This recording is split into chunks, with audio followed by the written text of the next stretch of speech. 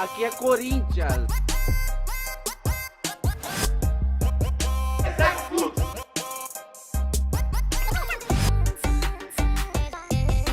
Hoje é dia de fúria. É papo.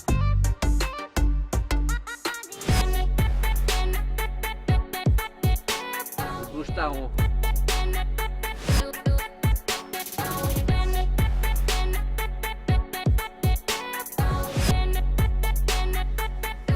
Vai, mãe.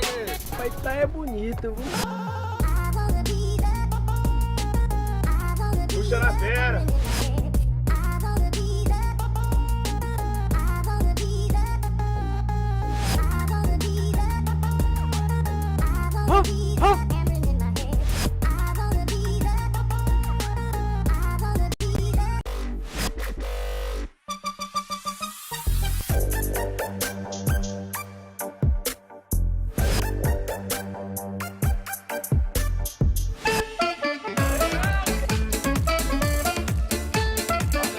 Campeão.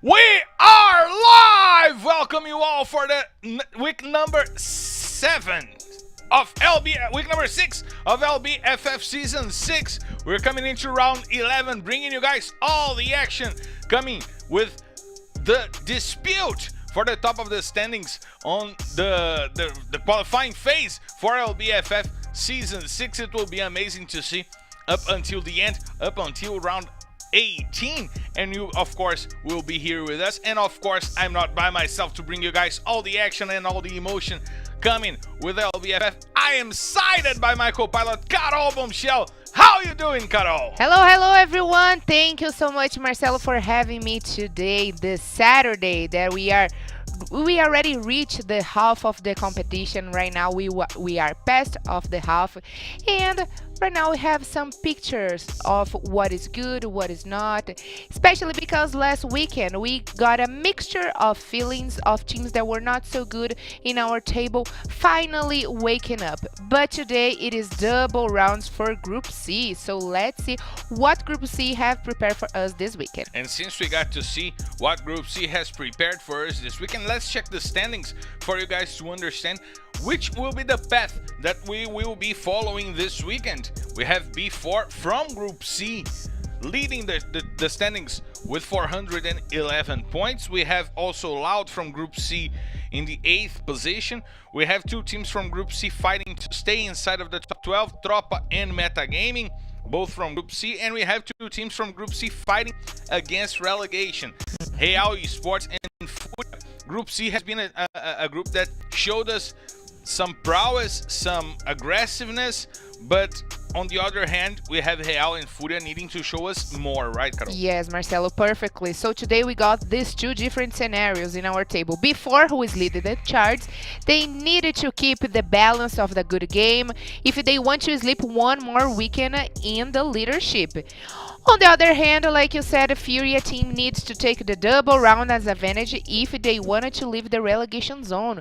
But also, let's see if today it's going to be a redemption day for Bond team, who were the best team of our opening weekend of this season. If they today will definitely come back for their good game, as goes the same for TSM.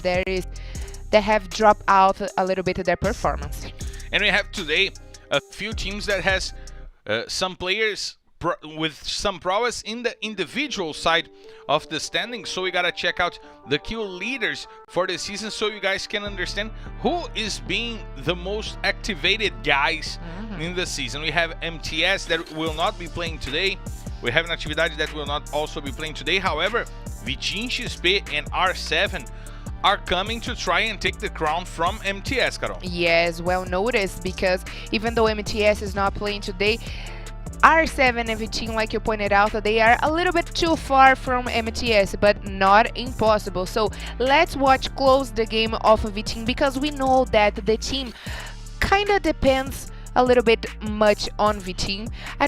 doesn't make any sense what I said, a little bit much, but anyways, V-Team, it is responsible for most of the kills for Team Cold Solid. He's on a run for the kill, the MVP this season, and I'm pretty much sure he can prepare for take at least the place of MTS.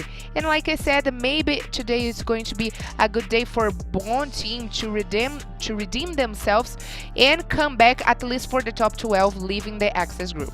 And of course, we got to check out in a clear view which will be the teams playing today. So we gotta check the schedule of this weekend for you guys to see, to know how Group C will fare off against Group A and then Group B, how those teams will understand that competition. And Carol, it's important for Group C to develop well, because they have the leaders before that are far away from the second place team, SS Esports. 14 points. It's a decent difference in points. However, they have 6 games less than SS Esports, Carol. Yes, of course. And like Marcelo said, here it is the schedule for this Saturday. So Group B has double rounds. So they play today and tomorrow. Today they are going against Bond Team, Corinthians, Nitrox Top 10, Team Cold Solid TSM, and Vivo Kid. And of course, you already are aware about Group C, who it is, P4, who's leading. Fury Team, who is in the bottom, but comes also with Loud, Metagame, Real Sports, and Tropa.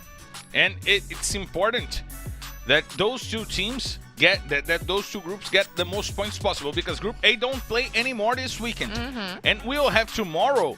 The schedule will be changing for you guys to understand. Tomorrow Group C will close the rounds, and after tomorrow we'll have all the teams playing 48 maps. Yeah. We'll have the perfect picture for us to check out, Carol. Yes, exactly. And Group B will join us tomorrow with Amazon Crips, Fluxo Team, Los Grandes, Netshoes Miners, SS Sports, and XD. And we gotta point it out that I think you brought this information last weekend, that SS Sports, it is the best team when it comes to play against Group C. Yeah, exactly. So before we'll compete against SS Sports tomorrow, and we know that SS Sports is trying to take the spot of Before in the leadership. So today it is important for Before to keep open the big gap ahead of the other teams, so they will close it and try at least to sleep in the leadership one more weekend. And you know that I get those informations that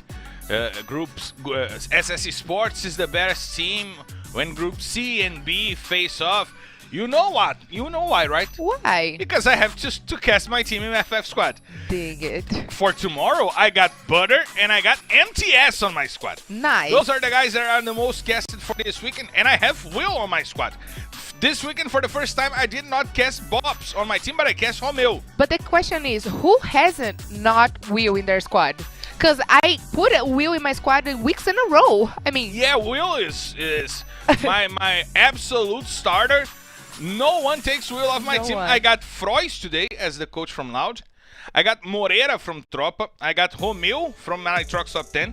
I got Will, of course. I got VM7, the biggest cheaper player that we have in this league. VM7 is my tip for you guys. And Napon from Team Solo Mid. Okay, yeah, it is definitely a very good team. Even though I think Frost, it is a good idea as a coach today, because, you know, Loud needs to go for it today, starting the weekend. I went for the Team Cold Solid players, and I chose the coach of Team Cold Solid players. So I'm putting my expectations on Team Cold Solid. I couldn't buy V-Team because it was too expensive. Phone pack and quality. Yeah. However, those are the players that got the most points last weekend. And it was Natividade, who is in my squad for tomorrow. Nice. MTS is the fifth, who is in my squad for tomorrow. So I'm bringing up the game. I'm bringing up the game. Last weekend I scored 900 points. I passed Carol Bombshell on the standings. I passed Murilo Show on the standings. And Daddy is coming, baby! Do you have any of those players, Carol? Yes, for tomorrow I cast Natividade and Bops again. So I think, Marcelo, you're very You're trying really to take the top off the casters. I am dandy right now. I'm dandy. You're not ousado, but you're very ousado. I am ousado. I am ousado. But you know who else is ousado right now? Who else is a daredevil right now? Tell me. The whole B4 squad. Ooh. It's getting impossible to see before losing that leadership on the standings. We know that we still have 7 more rounds to come. But before is so far away in the top of the rankings that it starts to look like it's impossible for them to stop, right, Carol? Yes, they are unstoppable. Incredible what they have been doing. And I like to see this picture because we have a clear image of what they are doing in Bermuda, Kalahari, and Purgatory. Each map they have more than 100 points. That's amazing, but the split numbers for eliminations by each player, it's what amazes me. They are doing an amazing job as a squad. We know that Juan were the MVP from last season, even though the name... the pictures are inverted. Yeah, it's a little bit wrong. So we know that Juan was the MVP, but who is doing an amazing job? It is Iago, leading the eliminations for B4 team, and Prozin, who is a newcomer.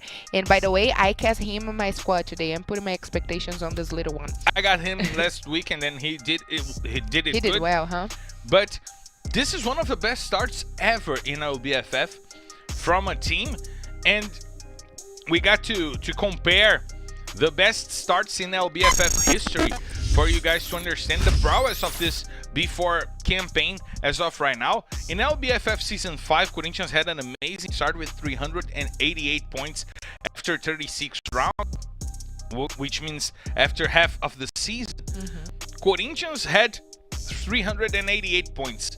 Loud had 385 in LBFF Season 1. And before in LBFF Season 6 was the first team that broke the 400 points barrier after 36 rounds, after half of the season. They are aiming for more than 800 points in a season, Carol. And if we compare the game style of each one of them are very different. And I'm saying that it's different that Loud this season, they slow down a little bit their game. Corinthians is keeping the same game from last season, playing safe on the edges, prioritizing positions by the end of the game. And before, it is the Hush team, you know, that go for it, don't avoid any battles, go always to the center calls of the map. So 3 different teams with 3 different game styles, but it's still the best ones, right? But there are not only players from before, and not only about the champions. We have to talk about the newcomers, and we have a team that was a great shout out in the beginning of the season, and now they are fighting to stay inside of the top 12. So we got to stay tuned on Tropa.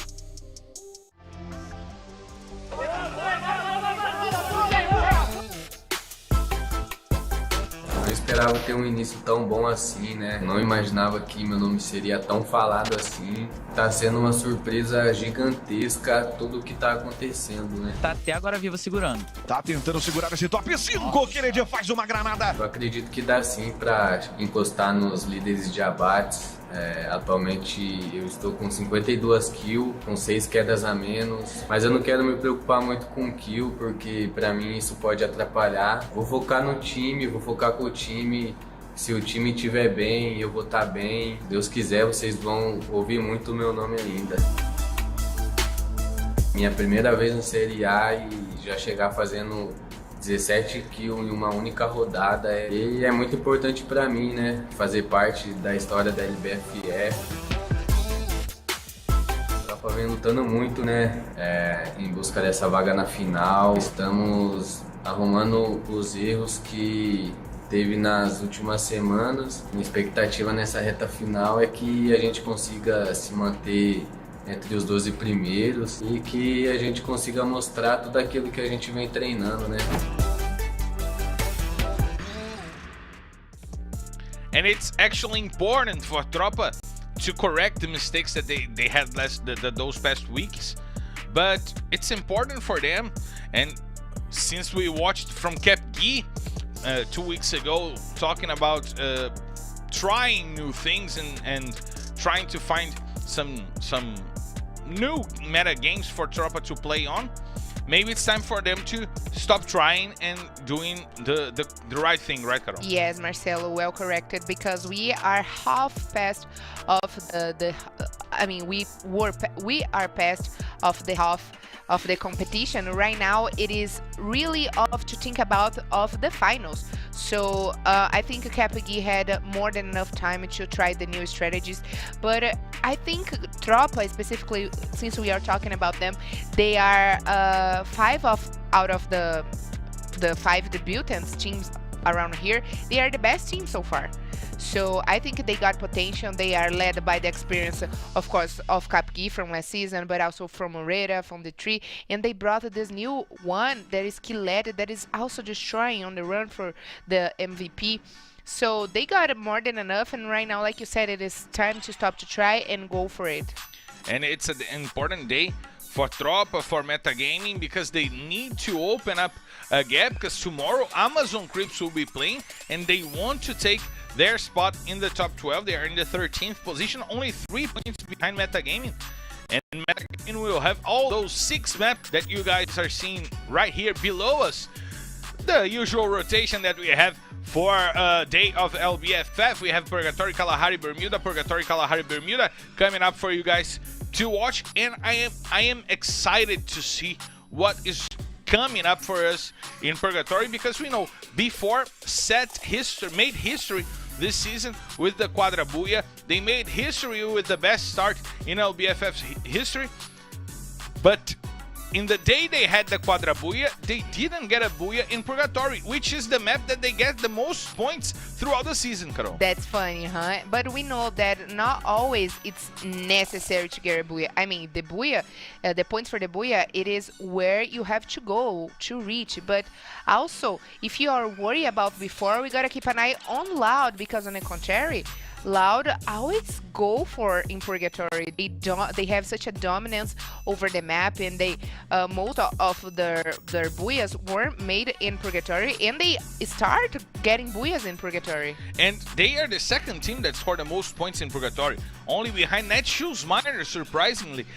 Loud is the second team with the most points, only 6 points behind Netshoes Miners, and with 2 maps played less than Netshoes Miners. So, in average, Loud is currently the best team in Purgatory in LBFF Season 6. We also have Los Grandes as the best team in Kalahari, but before, the third best team with 2 maps played less than Los Grandes and Flux, who are ahead of them. And in Bermuda, we have Corinthians and SS leading the rankings, but before in the 3rd position, only 10 points behind Corinthians, 2 maps played less than Corinthians and SS Esports. So we see Loud and before, the 2 teams that dominate the whole scenario as of right now, but it's incredible to see before as the leaders in Kalahari and Bermuda, even Purgatory being the map that they scored the most points, Carol. Yes, so one thing is for sure today, Marcelo, like you said, you just brought all this information. Today we are going to have a close competition between Loud before, specifically right now in Purgatory, so we gotta keep an eye very open to see what before will bring to still be in the leadership, but also Loud to contest that, because thinking about what Loud represents, thinking about our younger years. Triggering Marcelo right now, guys. Brian Adams. But thinking about what Loud represents in this scenario, they are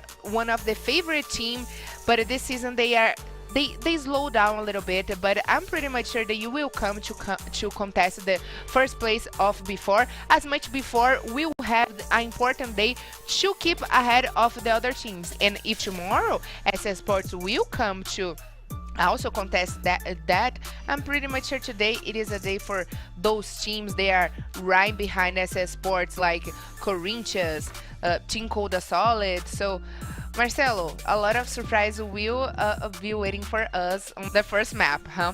And just for you to understand, Carol, you know which team has the most kills in Purgatory? Loud. No, Loud is in the second. Yes, Loud. I checked that yesterday. You know which team has the most Buyas in Purgatory? Loud. Loud with 4. Yeah. So it's I said that because Loud. One thing that don't run out of my mind is that Loud, at least 2 or 3 of them this season, were made in the first map of Purgatory. So they always come very prepared in Purgatory. I remember one specifically, Booyah, that they got 23 points. It were made by the position of Loud in the top of Campside, waiting for the other teams that were rotating around them. And they split 2 versus 2, and they hold the hushes, they hold the long distance shots. So in Loud we trust for Purgatory. But I gotta ask, are you wearing yellow today because of the canary skin, the little canary skin? Of course, I'm Brazilian. So we all see the players using the canary skin for you guys to see, because it's amazing. We have to celebrate LBFF, we have to celebrate the Brazilian Free Fire right now, and this is something that got anime to bring more of the Brazil beliefs and the folklore from Brazil to Free Fire. And I want that skin. Yeah, that's cute, huh? And I like when you're talking about the folklore, but also the canarinho is one of the most important birds that it's represented not only in soccer but right now in LBFF. So we are very happy to have canarinhos today. And you want to get closer to the canarinhos? I would love to. So get in the plane because we're clear to take off. So let's hit the skies, ladies and gentlemen, from the flight R11D1 heading straight to Purgatory. This is your captain Marcelo Ferrantini, and by my side my co-pilot Carol Michel invites you to loosen your seatbelts, fasten your boards, cause it's time to drop, Carol! Ladies and gentlemen, welcome to our first destination. There, you already know where it is. It is in Purgatory, so the route of the airplane were very fair right now, and we can already check where the teams are going, concentrate themselves. We see Fury and Fire Brigade once again, Tropa leading the central call once Fluxo is not playing today, but you already know that also before it is in Brasilia, and we gotta say that the leaders of the championship will have the double rounds to extend even more the advantage in their leadership. And I mean, they are winning kind in every aspect of the competition, Marcelo. Only losing for the Booyahs for Fluxo team. But 411 points were made, like, that's impressive because they are above the 10 points for each match. And that's why they got this amazing 411 points. So let's definitely keep an eye on them. And Carol, it's important for us to say, before is the team that we always joke about knowing where they are even though we don't see the map. We know that in Purgatory they are in Brasilia. We know that in Kalahari they are in the refinery. We know that in Bermuda they will be close to the clock tower. So, is it the meta game? Is it just go to where you usually go, believe in your drop call, go to the center of the map, take control, and take your kills from there? That's the goal, definitely, Marcelo. That's the goal. Just play safe in the beginning, go to your favorite drop call. And we know, we like the mess, of course. We like to see players confronting each other in the beginning, as we probably are going to see right now. And now we see Autobot already putting Ratin to the floor, and Bielgod is the one rotating to try to get to Autobot. Autobot rotates, he uses the chrono, he takes some space, goes for the rock to try to get some cover, but Memgod is going after him, and he comes with a nice shot with the Max 7 to get the first blood on Autobot. Tatu is rotating, Bielgod is trying to hold him on, and Real bringing a new player today who is Lucas 9 there to help Fon, and Fon puts down one player from Furia. It was Bielgod.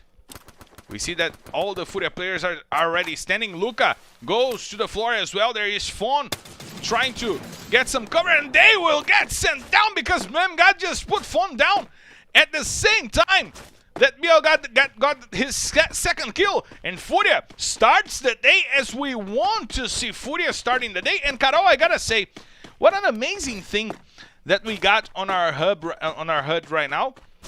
above the players' names is the state where this player is playing right now. Wow, that's It's super incredible. nice. I haven't we noticed. see Gusta from Paraná, Uh-huh. which is Memgod PR, Memgod from São Paulo.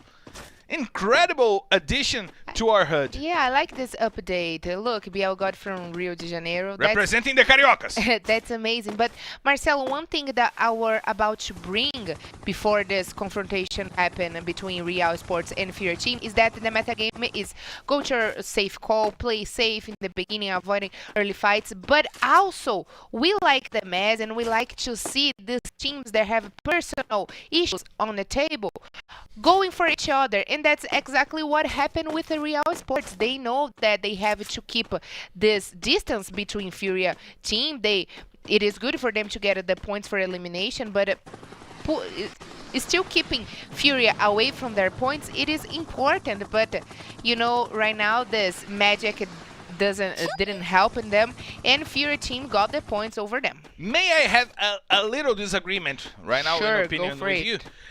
I believe Real shouldn't go after Furia right now. Real left relegation zone last weekend. No, but I didn't say that it is good, but if we were in the contrary, if Furia go for it, would be better.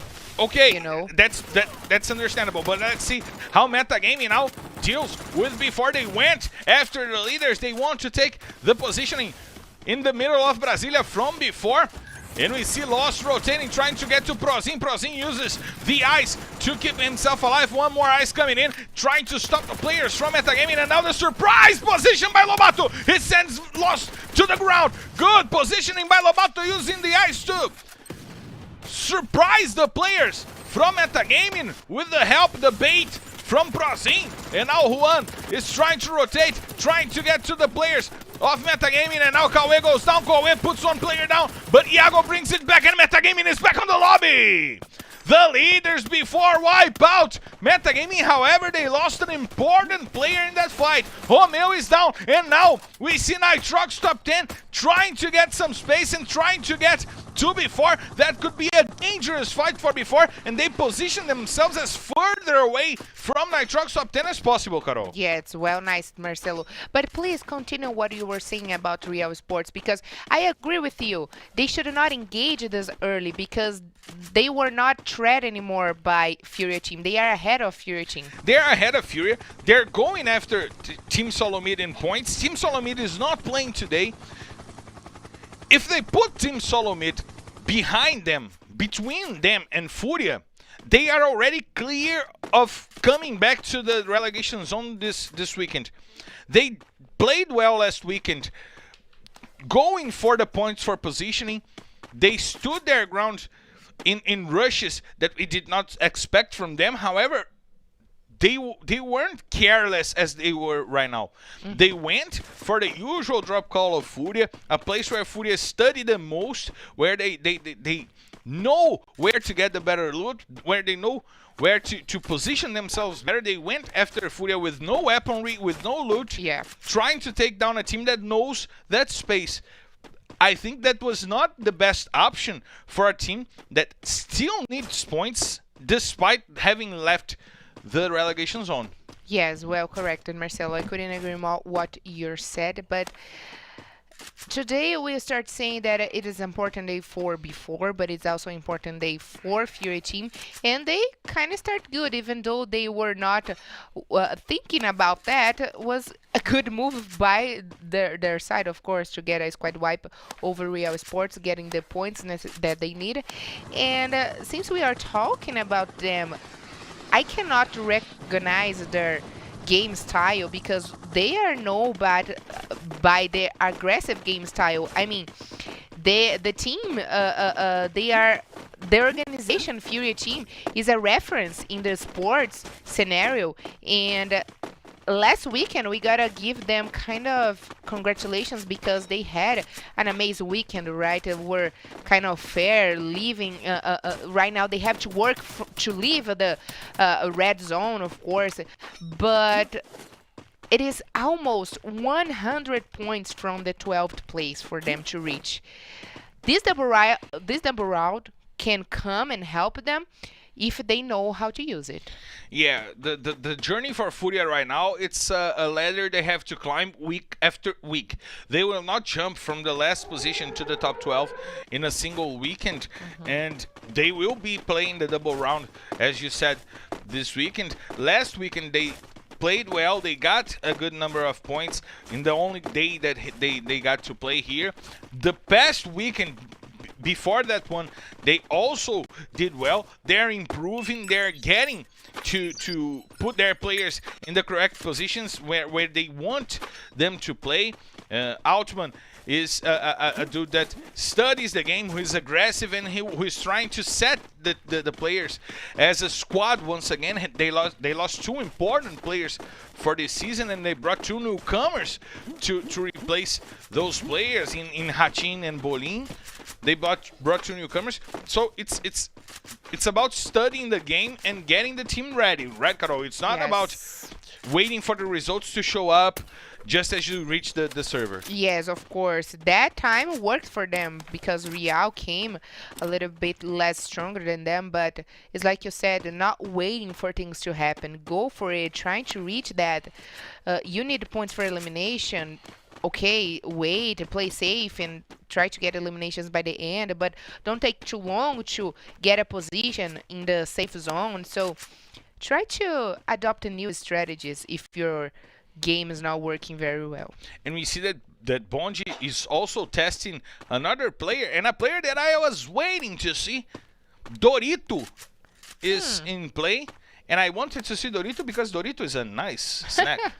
I got your point now. Amazing snack.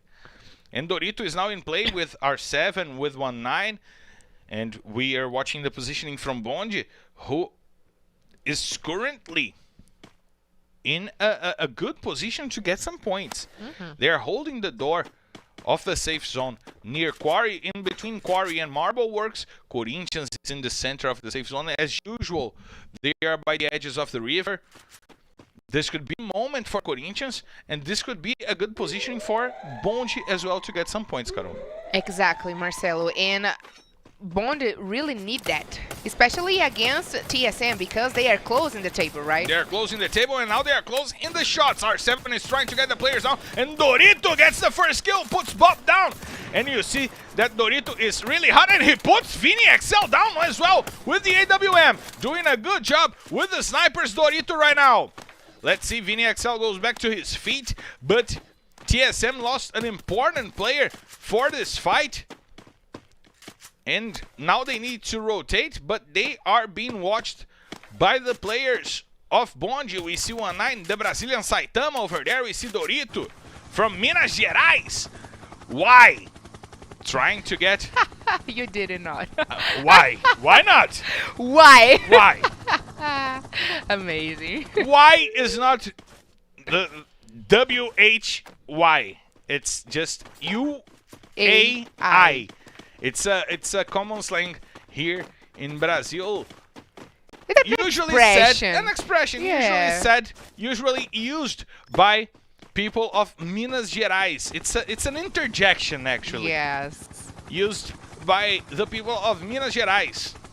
And now we see Team Solomid going after Team Coda Solid. Team Coda Solid seems to be well positioned. Pão uses the ice to reposition himself to get to inside of the storage house, to the hangar over there, and now he needs to hold on to the players of Team Solomid. Vitinho from Rio Grande do Norte, the Potiguar Vitinho, as we say here, tries to find the better usage of grenades against Vini XL and Napon. He's holding on to the grenade. The Canarinho is holding on to the grenade.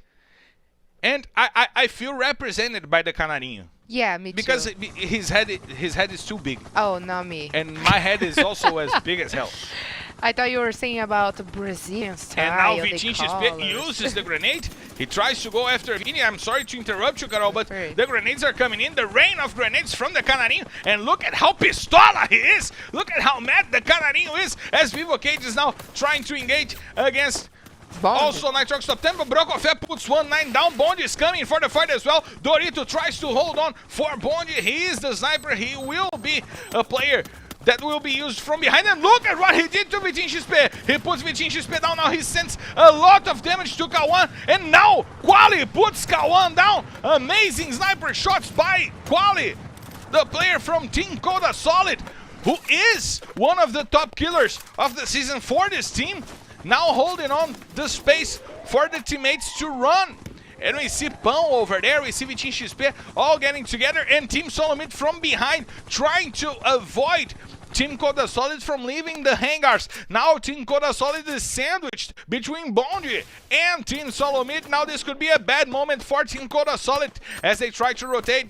The Bondi team is coming after them. Kawan is with the Bao. He has the potential for the attack, and Vitin XP will kill Peck. Oh my god, Peck. How couldn't you see that? But now Pão is down. Dorito once again with the sniper, putting Pão down and getting one more kill. Nice job by Dorito in his debut here in LBFF, but Furia is coming for the match as well. Napong gets a kill. Memgad puts Dorito down. Triple kill by Memgad, and now we see the safe zone closing in and making that a dangerous place for people to stay.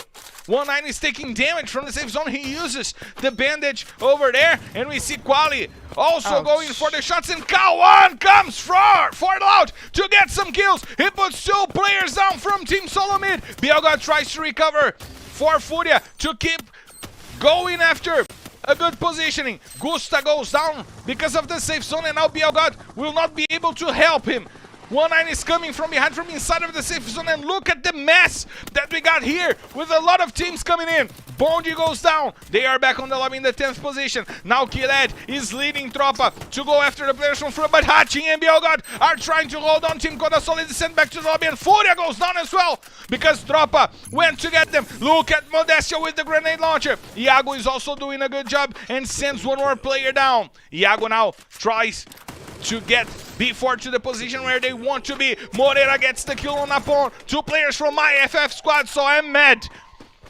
Lobato now rotates. B4 is out of Brasilia. This is not usual for us to see, but they have a good positioning to fight against Vivocate. We see Modestia with the grenade launcher.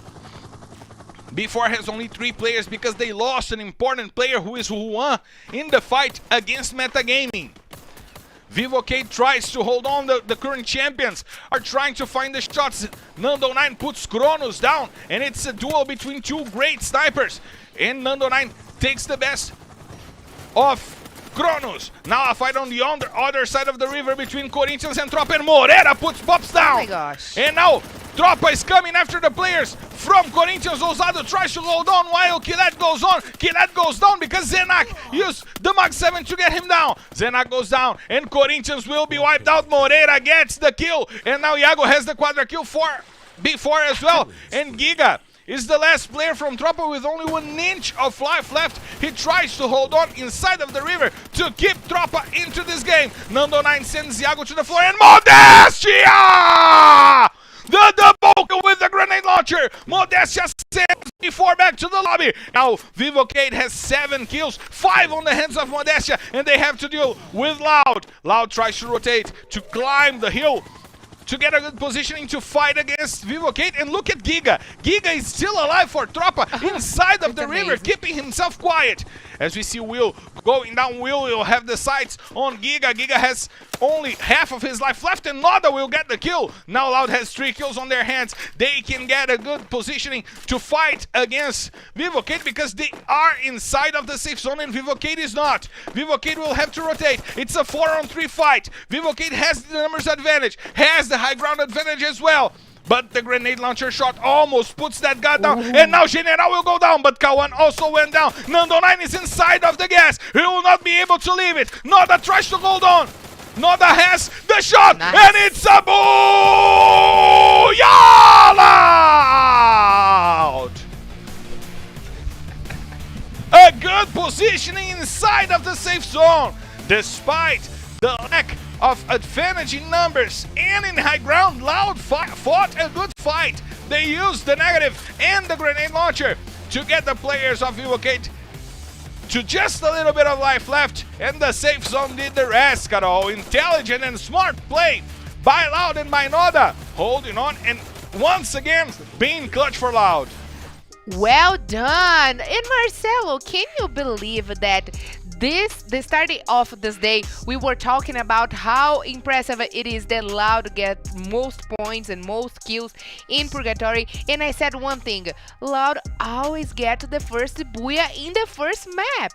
So there it is. Congratulations to Loud team to get this booyah. Even though in number disadvantage, they showed us great skills and got the first booyah with Noda. Even though he didn't have a rush gun, he went for the XM8 and got the last kill and the booyah. And congratulations to me that got Frois on my FF squad. Yes, I got points coming in for me, and I want points in my FF squad, but I want points as well confirmed. Which teams got the most points in this map and the highlights that will be coming on the screen for you guys to understand how this first map of the day went on. We had some good action, Carol. The safe zone closed to an unusual location. The hangar became a war zone. All of the teams were there, and we see a really balanced game for this first map. I mean, Furia went out in the 8th position and they got the kills to leave them in the 5th position, Carol. That's the time for Fury team, Marcelo, like you pointed out. The time of my life. I just heard a little peek of he needs to go for it. But, well, it is a very balanced match. Loud with the first place is 17 points. Vivo Kid right behind with 16 points. Even though Tropa went in the 3rd place, before got most points than them in the 3rd place with 14 points. Tropa, of course, 10 points. Furia, like we just talked about, 10 points. And Corinthians still keeping the great balance with 6 points. And look at what the difference made. What a difference this map made in the run against relegation. Team Solo Mid, who is in the need of points, 5 points. They are ahead of Furia in 42 points. They are ahead of Furia. They are 42 points ahead of Furia. Now they are 37 points ahead of Furia. Furia is trying to close the gap. Real was 15 points ahead of 15 points ahead of XD, but 36 points ahead of Furia. Now they are only 26 points ahead of Furia. That strategy of going after the players from Furia was not the best one for Real, and Furia capitalized on that, scored 10 points. It's not a huge amount of points, but a good one. They scored double-digit points. It's good if you score the double-digit points, and that will show up on the standings, Carol, that will be coming on the screen, because Furia is now not... this is not anymore an impossible thing for Furia to leave the relegation zone today. Not at all. That's actually very important for Furia, and I hope they can keep the great balance, the game style they had in the first match. And we gotta point it out that even though they were not looking for any trouble in the beginning of the game, they could not handle the rushes of the other teams, even though it was in the beginning, the middle, or in the end. But Loud, who started in the 8th position right now, climbed all the way up to the 5th position. So they will also come to contest the top 3 against Corinthians. It is a little bit hard, but it is kind of not impossible, huh? And it's now a matter of being consistent today. Now they are already the 2nd team with the most booyahs in the season, with 7, behind only Fluxo. If they keep the consistency for the day, they can go after before, indeed, Carol. Yeah, and Marcelo, do you think that it is possible for Corinthians reach the points of before? Because I'm not seeing a lot of much points difference between both of teams. No, it's pretty doable. It's 30 points only. It's really doable. The thing is, before is the most consistent team in the season. Yes, indeed. Corinthians last season was the most consistent team. If they can turn the game to the start of last season, where before was not a consistent team. You might remember the mathematics that we did here, proving that before was a team that scored a lot of points when they got booyahs and almost no points when they didn't get booyahs. If Corinthians can revert the situation to something like that, where Corinthians was a team that always scored 15 plus points and before only got points when they got booyahs, this could be a change of pace and a change of heart for Corinthians indeed, Carol. Yes, Marcelo, indeed. So a lot of things already happened in the first match. Our table was a little moved by a lot of teams, Furia, Loud, Corinthians, and I'm pretty much sure we gotta wait a lot more to happen in Kalahari. Should we go right now? No, we should hydrate because Kalahari is hot. We got to keep our skin protected. We got to get some sunscreen, use sunscreen, and we need to get some water to hydrate. Stay hydrated and stay here because we'll be right back. And now we'll have a fight going on between Fluxo and SS Esports. SS is waiting for the guys from Fluxo. We see MTS with the grenades from the top down. He has the space, he has the aim, and he gets the triple kill! Oh my god! 3 kills, 3 takedowns for MTS. He gets the first blood on CS. He gets cut kill as well. Now SS Esports with an amazing ambush and the aim of MTS. Oh my god, what is this man doing this season? Japa BKR goes down. There's only 5 to survive. The bridge was not that clear for Fluxo to cross. And SS Esports will destroy Fluxo.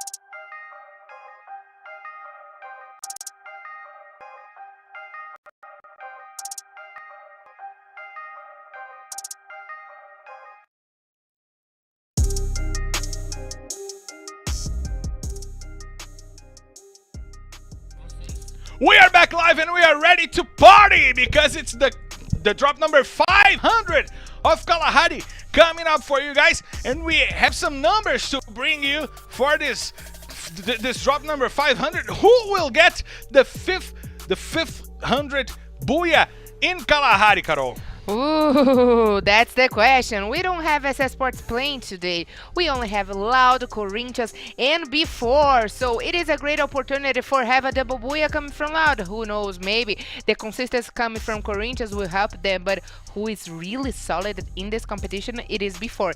And we have watched great things coming from Before in Kalahari. So let's see if Before not only leading the competition, but getting the 500.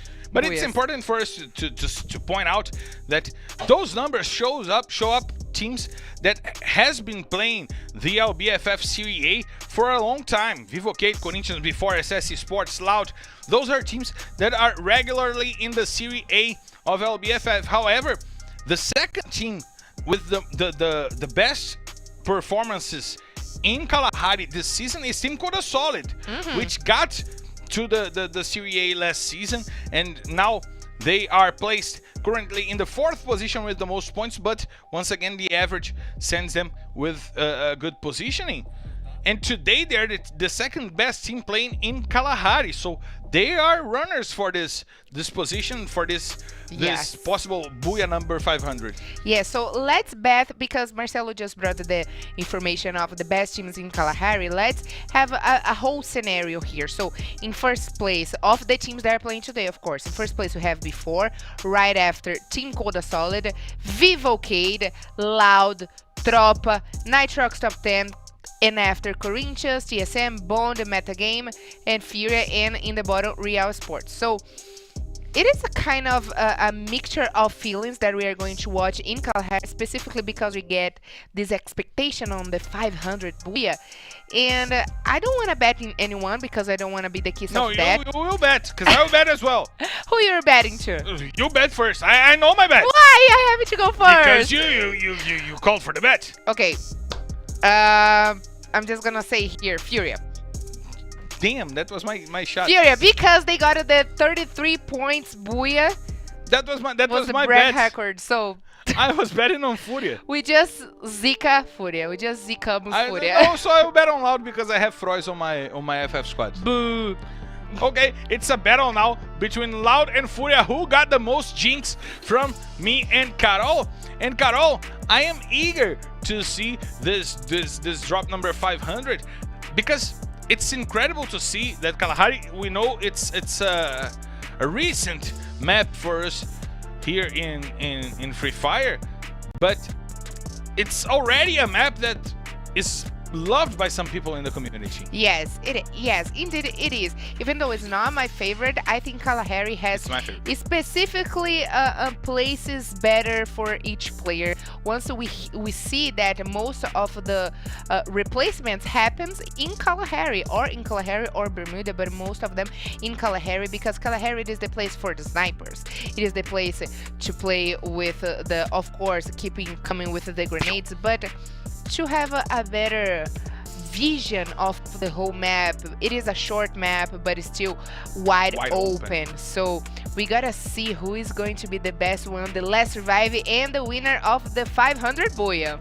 So you want to see all that, Carol? I would love to. So take on the plane, because we're clear to take off, so let's hit the skies!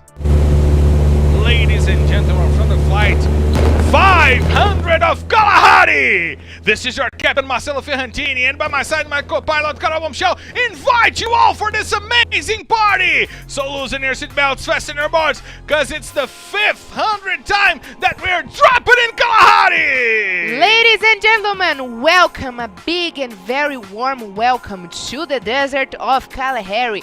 The 500 Booyah will happen right now, so keep your eyes very open, because the rotation of the airplane were very fair for each one of these teams to have the opportunity to go for it and get the 500. But we already know that Before go to the center of the map, so they got a little bit of advantage. But I bet on Furia, Marcelo bet on Loud, and you guys gotta bet in someone right now. And now we start the drop number 500 in Kalahari. the surprise. B4 is in the refinery. Wow. Something we've never seen here in Kalahari. I'm joking, B4 is always in the refinery. But once again, we see the teams going for their usual locations. And I'm loving to see our Captain Hamilton flying over the spots of Kalahari to show us a little bit more of the map, as we see Rush coming in for Team Solomid in the place of Bob 7. A usual substitution here for Team Solomid, right, Carol? Yes, and like we said, it happens a lot in Kalahari specifically because it is a different map. It is a map where you can test the skills of different players and have maybe a better advantage. Errou! We have Fausto Silva in this broadcast, Bishop. Oh my God! What just happened? Oh, crazy mind! This big monster, man! Wow, dude, that was such impressive. as impersonal as in professional, my man. Oh, crazy! It seems like it's not going to be a ordinary map, Marcelo, not an ordinary match, because we're going to have a lot of funny things happening to celebrate the 500 boy. And if they want to bring Fausto to the broadcast, I will bring Fausto. Okay, animal? Ah, Oh, crazy! that big monster, man. That's funny. And Marcelo really knows how to make the impersonate voice. impersonate Fausto Silva. And Faustão, who is one of the most known communicators here in Brazil. Yes, one of the A best. reference A for all reference, that, indeed. all those work with communication. And he has a lot of memes, we have to say.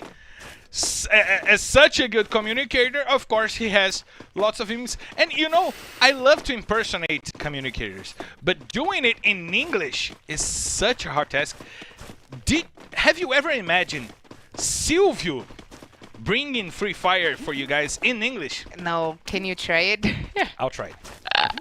No. First of all, I'm gonna dedicate this moment to Juninho, who loves to watch Marcelo doing these crazy things, and go for it. Boss, I'm sorry already. Okay. But you, will you go? Will you go to the refinery? Oi, oi. But will you go or will you not? Oi. Will you be going or will you go back to your place? That was the 500 for me, guys. I live for guys, this moment. I'm sorry for that. And I'm sorry, boss. Please don't fire me for doing this. And now we have Kawan trying to find the shots on the players from Bonji who were rotating and who were trying to find out the best positioning for them to fight. It's incredibly hard to impersonate a Brazilian communicator in English. But now Kawan is trying to find the shots on Dorito. Lots of ice goals to help Bonji leave the spot. And now Kawan using the grappling hook, trying to get to a better positioning, and Loud might try to get this first blood on the players from Bonji because they are rotating towards the fight. We see Kronos already positioned to get a better shot, but look at Furia! Furia coming into this fight from the middle of nowhere, splitting Bonji in two, and now they are coming after the kills. 1-9 and Hachin puts two players down, but Memgad was also sent to the floor. Now Hachin, he is trying to find a better positioning. K1 puts Bielgod down as well. K1 puts Hachin also down. But Gusta brings it back. Now Furia has only one player to fight. R7 is coming after Gusta. Gusta with the 5! Saving Furia and getting the 4 kills. But now Loud is trying to deal with Real. And they might save Furia for the moment. As Gusta brings the scythe once again and gets the triple kill. Furia will go down. But Gusta just got 3 amazing points for Furia. 2 with the scythe, going after the players from Real. But now the fight was good for Real because Loud just saved them against Furia. And now Nitrox top 10 is coming after for this fight as well. Kronos puts a player down. Bravo will be helped, but K1 is also in the need of help. And Real only 2 players remaining for them, who are Fon and Luca 9. The debuting Luca 9 trying to find himself into this fight, and Real is taking off from Playground. They will not be in Playground anymore. It seems that Loud will get control of that positioning, and Nitrox top 10 seems to not be engaging anymore, Carol. Wow, but what a start we had with this fight going on between Bond, Furia, and also Real Sports that came to join, and Loud getting few kills. That was amazing. A great start for the 500. Seems like everyone is going for it, Marcelo. Each one of these teams wants to be the winner of the 500 matches played in LBFF, and this is going to be memorable, and that's why they wanted to be part of the history. And now we have the map view for us to understand how this battle is happening. And Real did not take off fully from the playground, and they're in an exchange against Furia. We are watching all the rotation that Real did throughout the map. They dropped in the camp, went for the north of the map, and then rotated the same rotation that Nitrox top 10 had. And both went to fight against Loud in playground, a place where Loud usually drops in Kalahari. It's their usual drop call in Kalahari. And now we see Luca trying to find the shots on the players from Loud. Loud is already rotating to get a better positioning for the end of this map. They want the Booyah number 500 in Kalahari. And now we see Kawan, the Carioca Kawan, represented in Rio de Janeiro. Now rotating. Biscoito. Sorry. It just broke me. And Fon puts Kawan down. Good shot by Fon, now putting Kawan down. Loud in a predicament. Kawan taking lots of damages. And Noda had to come up and show up to help Kawan. And now he will try to lead the aim from Fon away from Kawan. He's bringing the grenades in, and he finds the good grenade shot against Fon, but the Chronos saved the player from Real. One more grenade coming in. It's Luca! What a nice kappa! What a nice headshot from Luca! And now Noda tries to rotate, tries to go in, but he has to deal with Fon by the edge of the door.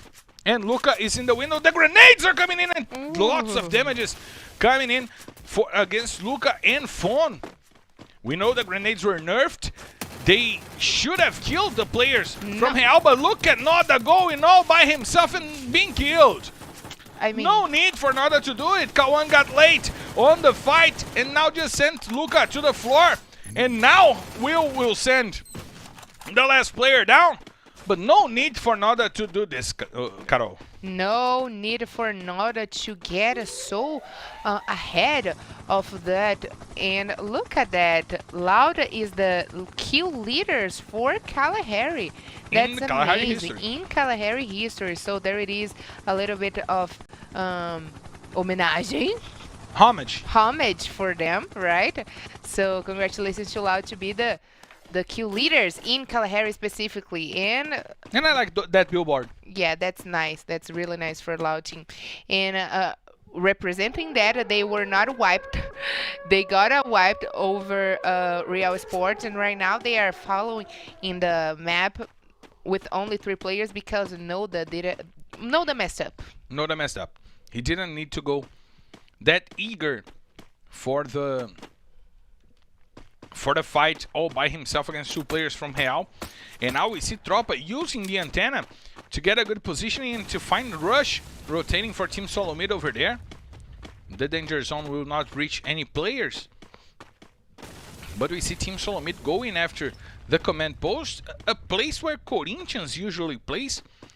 And it's surprising to see Corinthians not there in this matchup, Carol. Yes, and in this place where Tropa is right now, it is also one of the favorite places for metagaming. And where it is metagaming right now, we know that Metagame were also one of the best teams to begin the season, and they are now finding kind of troubles, right? After that 94 points in the whole round, Metagame, they slow down a little bit, and I personally don't think that the 12th place where they are right now, they are in the 10th, of course, but they start in the 12th place. That didn't fit very well for them. Judging, of course, by the performance in the beginning of the season, they got everything they needed. They got they got everything they needed, even to go further. I mean, they needed to study specifically their strategy this weekend with the opportunity of the double round, but also they count with an amazing players, very skills, like Kawe. Kawe, it's one of the best players that Metagame have. With last season, he was winning with the player with more damage. So where it is that aggressive metagame that we watched in the beginning. And they tried to aggressive they tried to be aggressive in the first map of the day, and they just got destroyed by B4. But I think that it was not because of the aggressiveness, but when they chose to be aggressive, they didn't need to go after B4 at that moment. Now it's the time for them to be aggressive, and look at Iago with the top-down view, with the advantage from the refinery, now bringing the grenades in, and he puts Giga down. However, Team Coda Solid is coming after B4, trying to take the refinery from the leaders. And Iago will use the grappling hook to go back to the top of refinery. And now Prozin is using the grenades, trying to give some damage to the players of Team Coda Solid. Let's see how this will happen. Juan goes down, he will be helped by Lobato. And now Quali is trying to find the shots. Team Coda Solid, one of the best teams here in Kalahari this season. Kawe puts Bobs down, sends him back to the lobby, and the grenades are coming in. Vitin XP is trying to use the grappling hook once again. The grappling hook that we didn't see being used those past weeks because of the grenades meta game. Players chose to play the grenadier more than the grappler because of how much damage the grenades were doing, right, Carol? Exactly, and we know that the grenades, it is one of the most important weaponry that they have right now in the game. So they need it also, even though got a little bit nerfed by the update, still they are using a lot. And now we see Corinthians going after Team Solomid, and Loud goes down. Not Fury and not Loud, Marcelo. We jinxed them. Yes. Fury went down in the 12th position and Loud went down in the 9th position. Your jinx is worse than mine. Yes. I mean, I'm the kiss of death. What can I say? And now we have Corinthians losing 2 players to the gas. And Metagaming is trying to hold on to their space against Vivocate. Gimons and Kawe gets 2 kills for Metagaming. Lost gets 1 more, and Corinthians goes down. Metagaming destroy Corinthians. Team Solomid also goes down, and look at Iago. Look at the position that Iago got on the top of the antenna, using the grappling hook, and now taking some shots down, putting Romeo to eat some dust over there to get some farofa in his mouth. And now we have Kawe inside of the house. Metagaming trying to hold on to their 4 players to the end of this matchup. We see B4 with 3 players. They lost Iago. No, they didn't lose Iago. Iago just went for the antenna. Still 4 players to fight for B4. We have Nitrox top 10 over there by their sides and getting the shots out. It was Team Coda Solid putting Lobato to sleep. Nice shot by Pão, using the Grossa to get the player down from B4. Lobato will be helped by his teammates. Brabo is trying to spot Iago over there. He's trying to go for the same place where Iago is, and he might be surprised. Vitin XP using the grenade launcher puts Ian down. Now Iago puts Pão to sleep as well. He puts Pão to rest for the next day, for him to be fluffy on the next day. And now Vivocate is sent to the lobby as well. Killad using the grenade puts Pão down. 1 more grenade coming in. Romeo tries to rotate with the ball, but he will be sent down by Lobato with the sniper. Brabo tries to rotate, tries to get the kill on Prozin, and look at Killad! The triple kill from Killad with the grenade launcher. Moreira puts Thiago down. Once again, a good game by Tropa.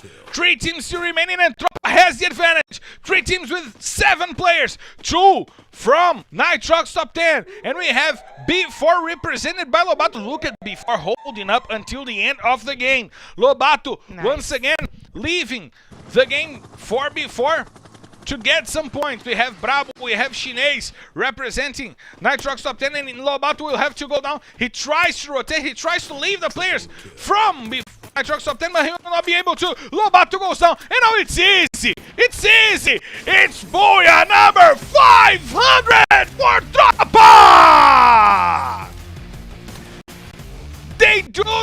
right game. They played slowly, they played intelligent, played by positioning.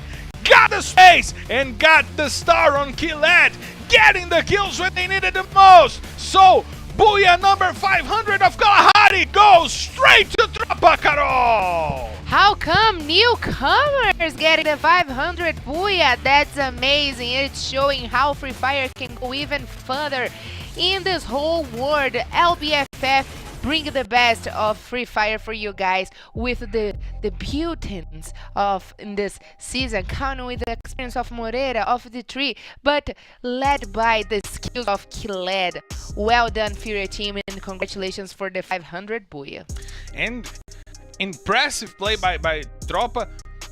They didn't get in a bad position in any moment in this map. They were always with a good positioning to fight and a good place for them to choose their battles, and it got easy for them. They were in the middle of the safe zone with 4 players fighting against 1 player because Chinese went down for Nitrox top 10. They had the positioning advantage, they had the numbers advantage. It was easy. It was an easy Booyah for them, right, Carol? Yes, that was definitely an easy Booyah. They got the best position, like you said. But for a moment, I thought they were in number disadvantage. But with the full squad, like you said, was way too easy. So good game coming from Tropa. But we saw that there were, before still alive, Nitrox top 10 hang a little bit in the late stages of the game. And I'm very curious to see the points by each team. We got to check out the points confirmation coming up on the screen for you guys with the highlights of this matchup. A matchup that started hot, Carol, with that fight between Furia, Loud, Real, Nitrox top 10, everybody involved in that battle. And the MVP for this matchup was Killed with 3 kills, but Tropa got 18. They split the kills between the players. Yes, they did split. And one thing that is not making me so happy, it is that the second match of today, of course, the second one too, but the second match with low points of Booyahs, of numbers for points. We are used to get 20 plus, you know, and right now we are down to 18 with Tropa. Nitrox top 10 and before tied with 12 points. Before did an amazing match, because if they are tied with Nitrox top 10, one went better or another one went way too good. But Team Coda solid in the 4th position. Meta game finally among the top 5 with 10 more points, and Vivo Kid once again in the top 6. That's amazing. And we see Loud, Team Solomid, Furia, Corinthians, Real, and Bond. Furia taking more points away from Real's advantage. Real is in a dangerous day right now. Furia got eliminated before Real did. But Gusta got 3 amazing kills for Furia. 2 with the Scythe. We saw Furia resisting in the midst of 5 teams trying to take him off. We are seeing a different Furia today, Carol. Definitely. That's what we were waiting for, to see that aggressive Furia team, that well-positioned Furia team that we have expected since the beginning of the season. We know that it is kind of hard for them because they have to change the whole team, only remaining with BL God, and God is still with the same coach, but adapting themselves in a new game style with 3 new players this season, it is definitely kind of hard, but not too late. Half of the competition, they still have a long way to go. Maybe they can finish the season in the Access group and try to come back to the Serie A. And we got to see as well as the fight for the bottom, you have to see the fight for the top, because B4 was once again in the top 3, and the standings will be coming on the screen for you guys to understand. Corinthians is now in the 2nd position. They took the 2nd position from SS Esports. We know that SS Esports will be still playing tomorrow, but Corinthians and B4 today, they tie the number of matches that SS Esports has already played. So important movement from Corinthians and important movement from Team Coda Solid, getting to the 6th position. The fight for the top 12 still in the same place. Yeah. Metagaming got 10 points, but they are still way too close to Amazon Creeps for their good. Bond not getting to Amazon Creeps. Once again, no points for Bond in this match. They are not getting to Amazon Creeps. TSM is the team that is starting to be more dangerous than Bonji, as we see right now. They're getting more points. Real Esports, 254 points. They were more than 30 points ahead of Furia to start the day, and now Furia is only 24 points behind SS Esports. It's a moment for Furia to try and take their positioning back outside of the relegation zone.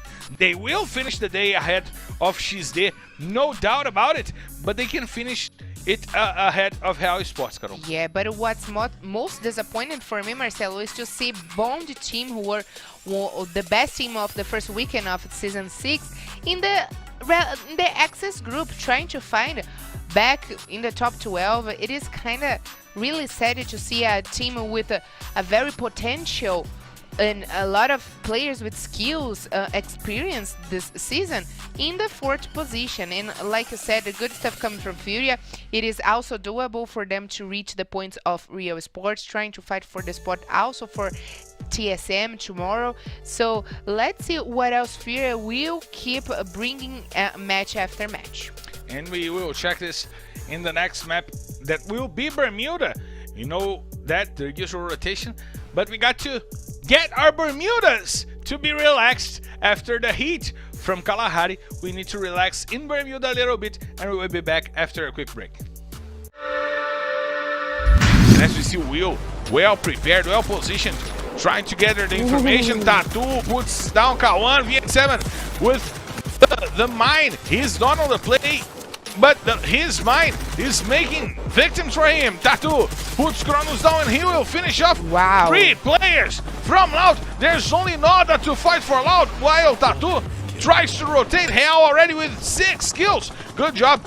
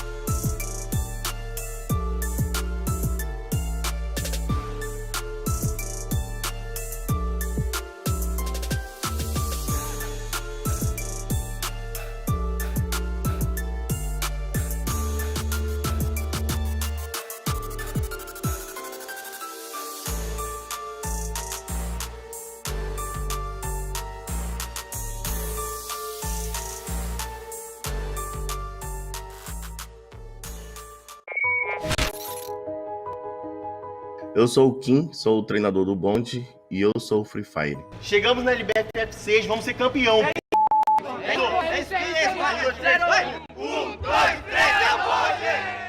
O Free Fire me deu família, Free Fire me deu acolhimento, Free Fire me deu novos sonhos, né? E eu tô totalmente realizado com o que eu tenho agora.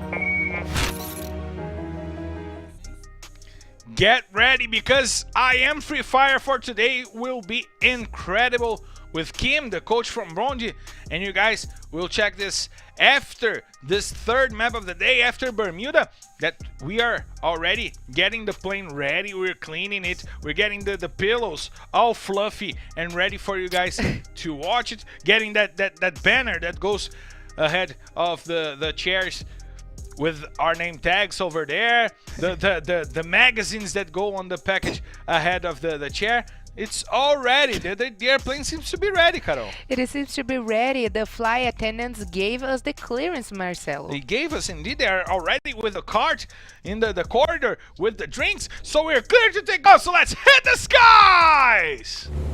Ladies and gentlemen, from the flight R11D3 heading straight to Bermuda, this is your captain Marcelo Ferrantini, and by my side my co-pilot Carol Momchel invites you to loosen your seatbelts, fasten your boards, cause it's time.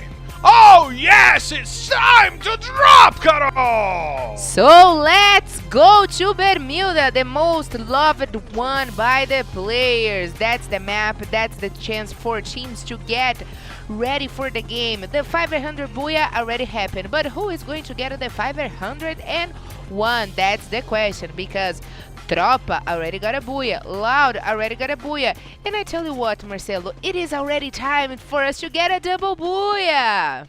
It's time for us to get the double Booyah, and we have also Kawan rotating, trying to find the best spot. We see that Graveyard is all out, and we have usual drop calls in this matchup that seem to be cleared of any teams like Sentosa. We always have fights going on in Sentosa between Amazon Creeps and Netshoes Miners, but they're not playing today. So Sentosa is free. Would you go to Sentosa knowing that, Carol? Yes, definitely, because Sentosa is one of the reach drop calls here, and right now Sentosa, it's free, so let's go for it. And Marcelo, look at that. We are seeing the Booyah winners. So the first one of Booyahs in LBFF were Pen Game. The number 100 Booyah were Flamengo. The number 200 Booyah were Black Dragons. The 300 were Team 1.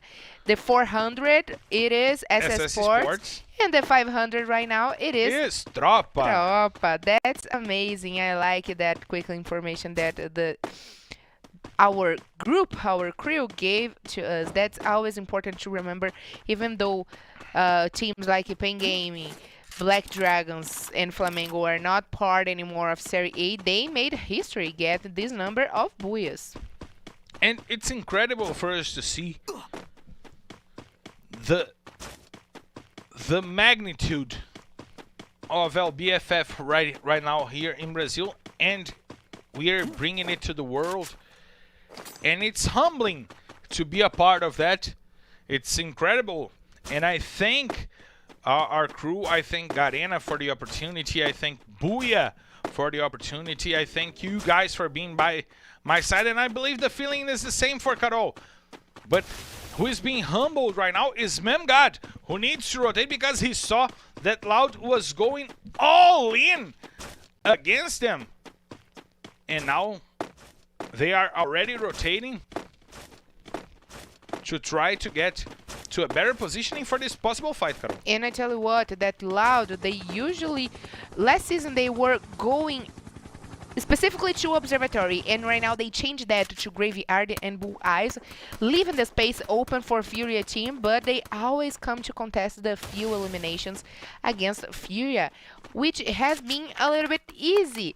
But judging by the game of that Furia is having today, it's not going to be that easy. So let's see what Loud, if they should stay or they should go.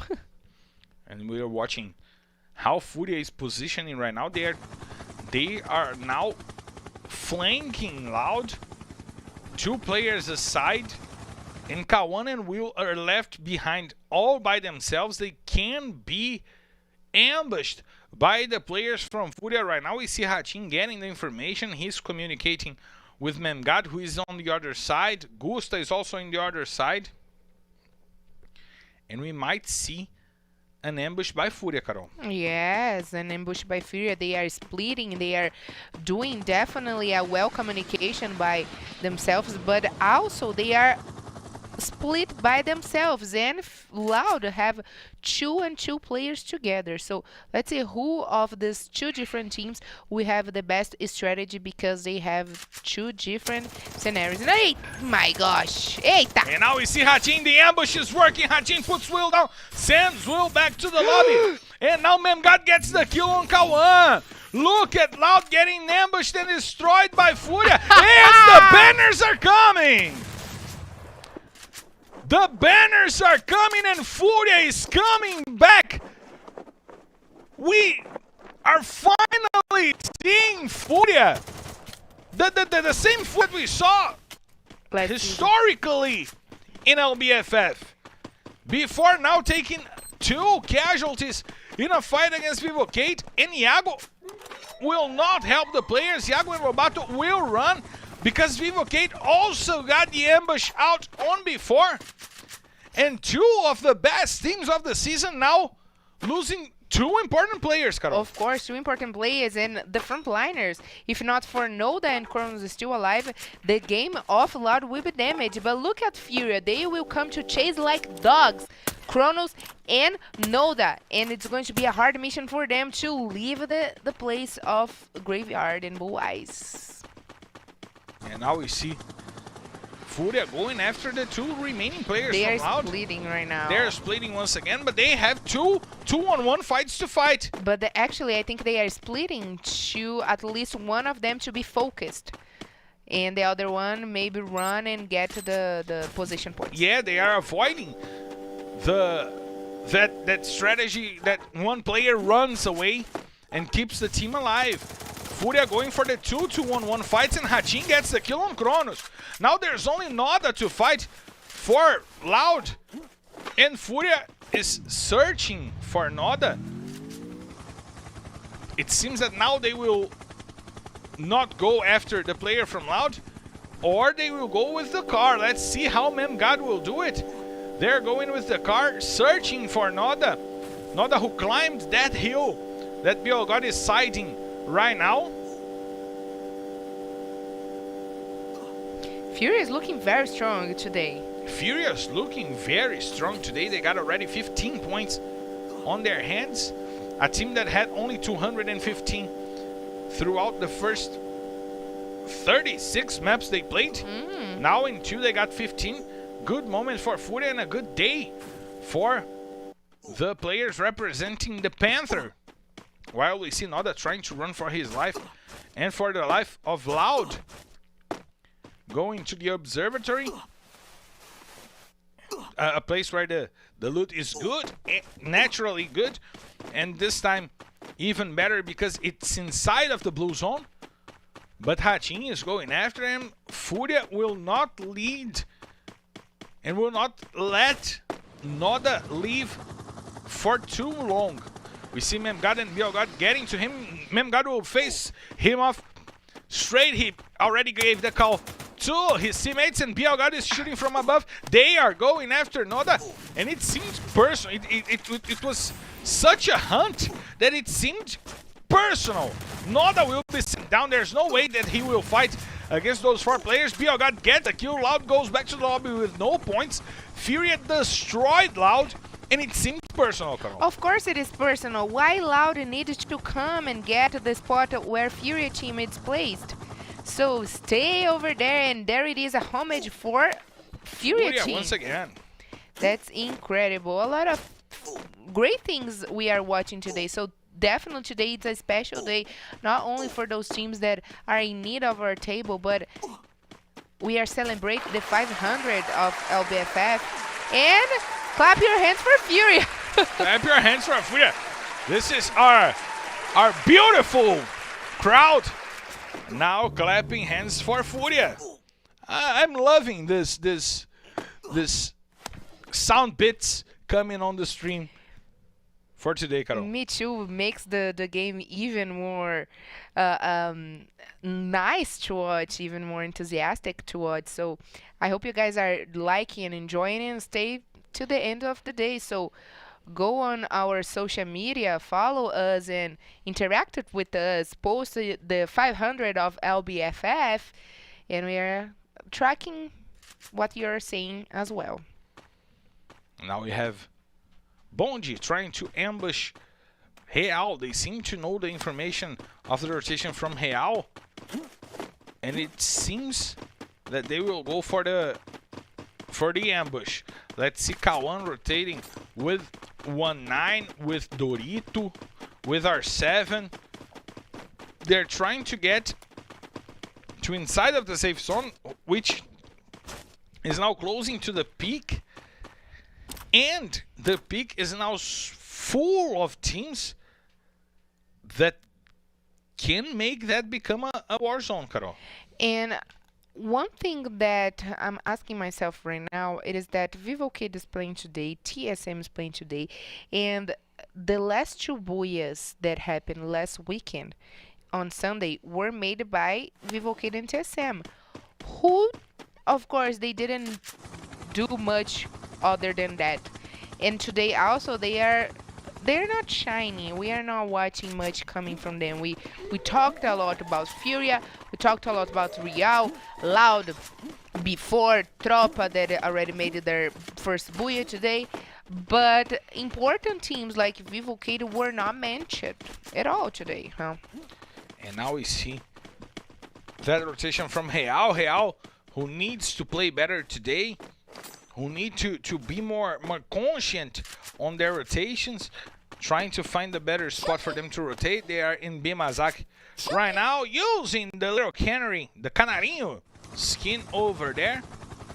And we also see Team Solo Mid trying to rotate inside of the danger zone against Team Coda Solid. They know that their path is blocked by Team Coda Solid, who has the advantage of the shelter and the high ground.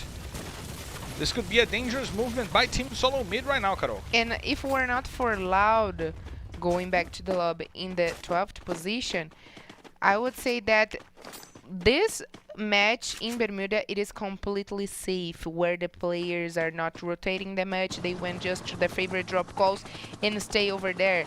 Of course, right now it is time to place yourself in the best place in the safe zone, but none of them seems like to want the early fight. They are aware that we are heading to the finals, and you have to think about that.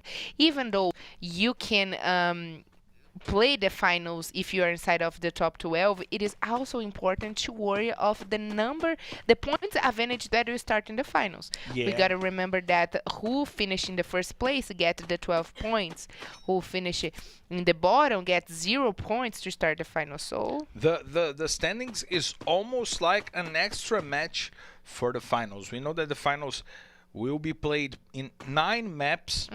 So you have the bonus points coming in almost like a 10th map, which makes us go for a possible 120 points for Booyahs for positioning for each team. Starting with 12 is incredible, and we see Tropa trying to start with better points, going after the players from Team Solo Mid. Moreira goes down with a nice kappa, and Yan puts Giga down. Metagaming entering that fight could help Team Solo Mid rotate. Now Giga goes down, and it's important for Tropa to escape. They're not in a good position anymore. They are not in an advantage right now because they lost a player for metagaming with the hit and run strategy. They didn't come for the fight, and now we see Team Coda Solid also going for that fight as well. And Tropa, who had an amazing position to stop the rotation from TSM, now in a position where they desperately need to leave because they're tied up between 3 teams. We also see Nitrox top 10 holding up the door for the 2 players of B4, trying to rotate through the negative, through the neutral zone below the hills. We see Romeo over there positioned, and Furia also needs to come in, and maybe the fight, one of the most important fights of the day, happening right now. We see Luca using the grenades. Memgad goes down, and Moreira gets the kill on Memgad. Tropa helping Real. Furia didn't count on that. They didn't count on dealing with 2 teams, and they lost an important player right before the fight started. They lost Memgad before the fight started, and now we see Tatu trying to rotate with Autobot, trying to double team the players from Furia. Look at Belgad, he puts 2 players down, but the safe zone will take him down. Now Real has 2 players, and Furia has only 1, and Tatu will get the kill on Haching, and Furia is sent back to the lobby. Now Real with a good positioning in this fight, and we see Kiled using the grenades, putting a player down. He will try to get Autoboot as well. Autoboot will go down by the safe zone. We see Fawn trying to heal over there. Luca used the grenade launcher to escape, and Kiled will have to use the ice to defend himself. Now Real has the position, and look at Kiled! wow, The grenade launcher shot sends the 2 players down from Real, and even though they won the fight against Furia, they will not score more points than Furia. They had 1 for killing and 1 for positioning. Furia has 4 for killing. yeah. So Furia once again ahead of Real. Even though they lost the fight, TSM had now a free space to rotate inside of the safe zone. All those fights helped TSM to get to a better positioning, Carol, and now they might go after before. We see Bops over there trying to open up some space for Corinthians to rotate. We see Zenak over there, and Metagaming in this matchup is making it happen. Kawe once again with the kills. Metagaming is making it count. Bravo sends down the last player from before. Tropa goes down by the hands of Kawe once again. Metagaming getting the points, and Nitrox Top 10 is going over, trying to take the players from Nitrox Top 10. Oh my gosh. And Romeo puts down Napon, and Bondia will go down. Nitrox Top 10 is trying to hold on. Hatch and Bravo still alive, and they have to deal with Rush. The ice is going to be broken, and TSM goes down because Corinthians got into the fight. The grenades from Ousado and Bobs just sent 2 teams back to the lobby. Now we have 4 teams and 14 players still on fight. We have Corinthians with a full squad. We have Team Coda Solid with their full squad. Vivocade with only 2 players. And Metagaming with their full squad and 7 kills in their heads. Good match for Metagaming this time, Carol. Finally. Finally, and we gotta point it out that Metagaming is one of the best teams in Bermuda, Marcelo. So let's see if they can get their first booyah today. The grenade launcher shots from Young coming in. He tries to get a good position in Kawe also with the grenade launcher. The grenade launcher who is becoming a better option for this new meta game after the grenades were nerfed. And look at Lost with the double vector trying to take names and trying to take points for Metagaming, but boom, puts him down once again. Now only Gimons to fight for Metagaming. He tries to use the grenades, but the safe zone will take him down. He will not fight. Now it's Corinthians against Team Coda Solid. Let's see which team will take the booyah pack, and boom, goes down. 2 players down for Team Coda Solid. Corinthians is trying to take over. Vivocade is sent back to the lobby. It's Bobs and Ousado against Vitin XP. He tries to take down Bobs. He goes for the kill. Bobs uses the double vector. Ousado puts Vitin XP down. There's only 1 player to fight for Team Coda Solid. The grenades are coming in. Bobs tried to get the kill, but the safe zone gets 2. Bobs confirms the kill on Pão, and Ousado will get the kills. So it's a booyah, Corinthians! Positioning. That's the motto of Corinthians since last season.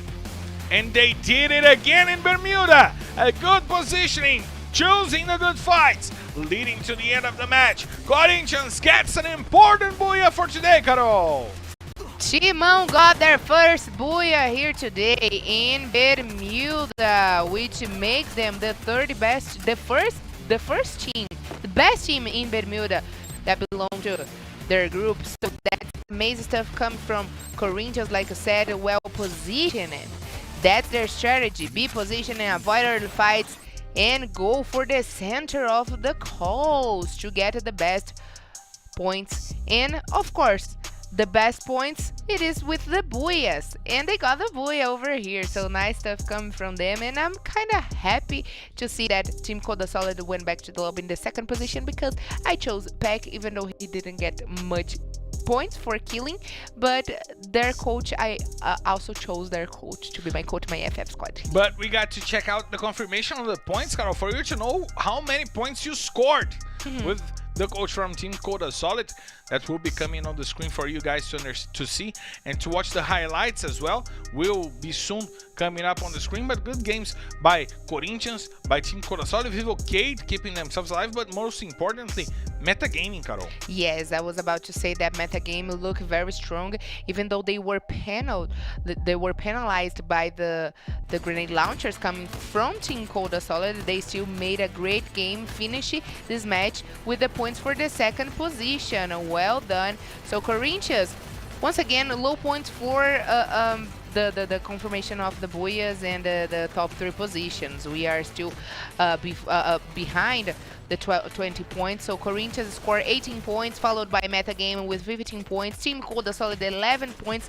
Nitrox top 10 that I didn't notice much, but they still did a good job in the below house in peak with 11 points. Vivocado, like you pointed out, that were showing up in the late stage of the game with 9 points. And the confirmation that Furia got the most points in Real, which was important. And finally, Carol, before with a bad match, it's weird to see that. It's not usual to see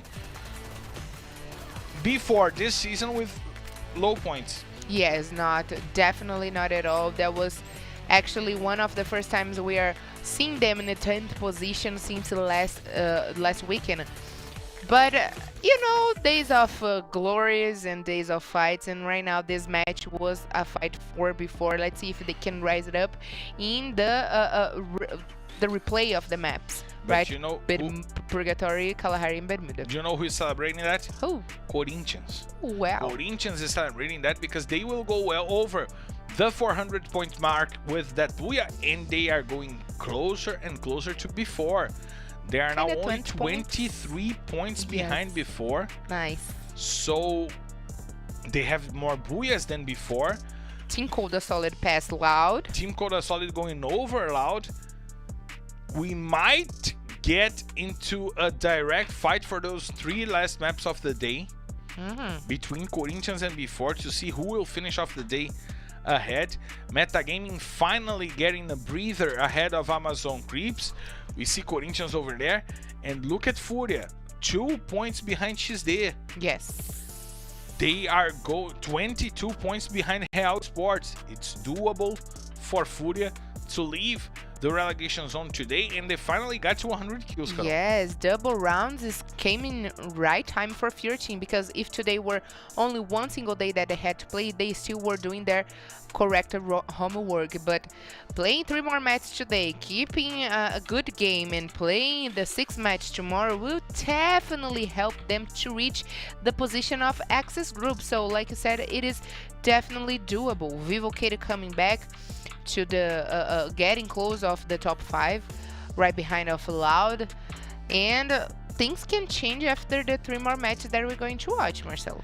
And since we're talking about kills and numbers in kills, we got to know who are the kill leaders for this season. Things are changing in the rounds, and look at Vitinho XP getting to the 3rd position, and Killed going back to the 4th position. Shinez in the 5th position right now.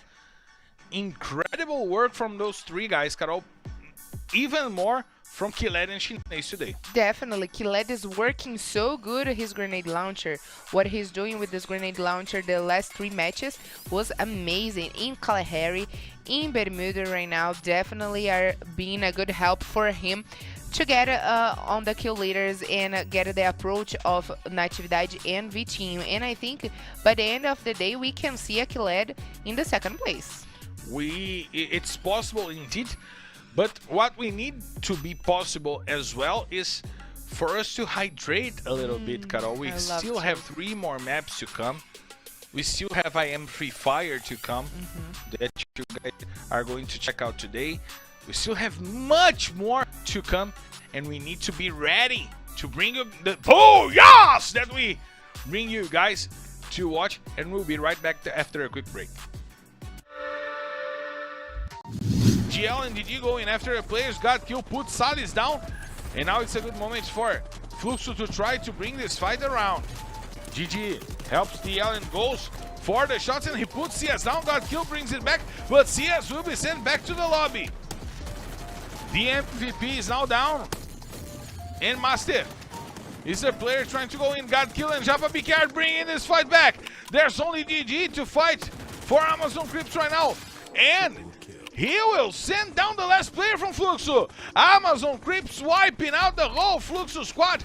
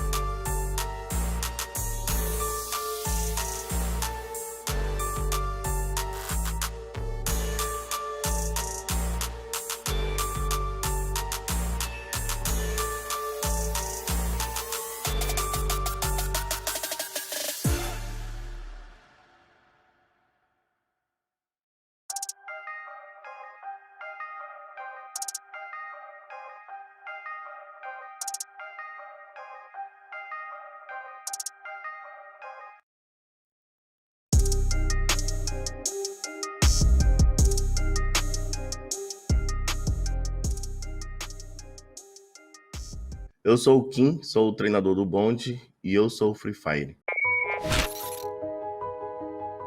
Chegamos na LBFF 6, vamos ser campeão. É isso! É isso! Vai, 2, 3, vai! 1, 2, 3, Eu comecei no Free Fire quando eu tava, passei dias e noites estudando, que eu fazia medicina lá no Foz do Iguaçu. Daí eu queria distrair, né? E eu com os amigos que eu tinha já, com um grupo de amigos, ele falou, tá, tem um jogo aqui pra gente brincar, bora jogar. Eu falei assim. Aí eu baixei e comecei a jogar. Enquanto isso, o Rigby faz o avanço!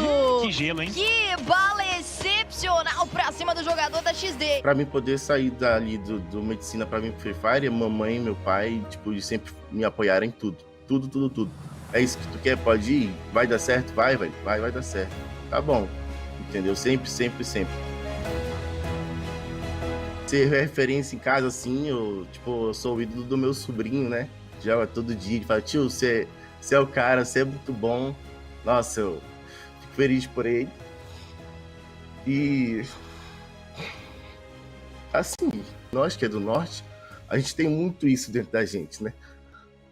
Muito norte.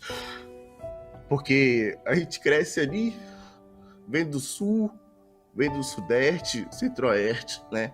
A gente se sente muito assim, pô, os caras olham mais pra lá pra baixo e não olham pra gente. Então, eu tá aqui é igual quando você fala, a favela venceu. Pra nós, o norte venceu. A Free Fire me deu família, Free Fire me deu acolhimento, Free Fire me deu novos sonhos, né? E nossa, eu tô totalmente realizado com o que eu tenho agora. É o sonho que não vai ficar pra trás nunca, né? Eu tenho que concluir. Não importa a idade, não importa se eu estiver velhinho, mas eu vou concluir. Eu tenho que honrar minha mãe.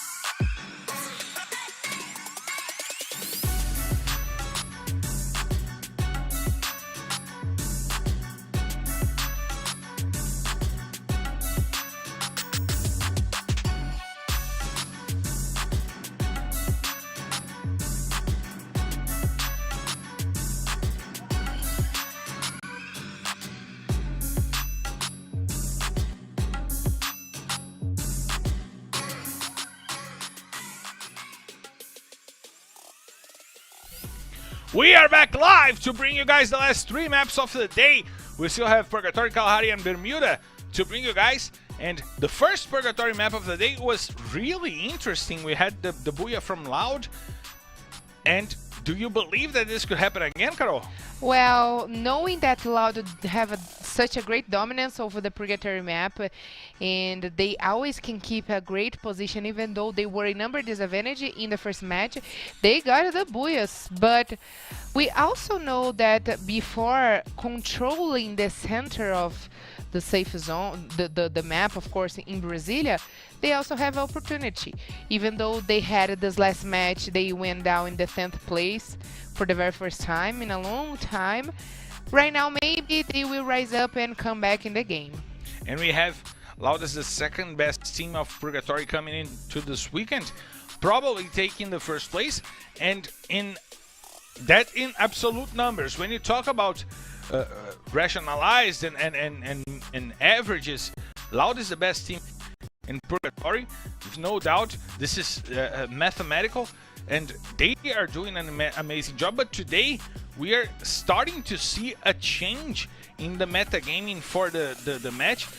Less grenade kills and more grenade launcher kills, Carol. Yes, we talk about that over the Serie B this weekend because of the update of the game. Some things have changed, and personally, I think when this come to the competitive scenario, so we gotta see what the players will bring for us of new skills, new strategies, what the coaches will adopt, since the meta of this season and last season were the grenades. So we know that the grenades were nerfed a little bit. They lost the power a little bit, but that doesn't seem like bother much of the players. They are still using a lot of the grenades. The players are still using lots of grenades, and it's dangerous to bring grenades into the plane because we're clear to take off, so let's hit the skies!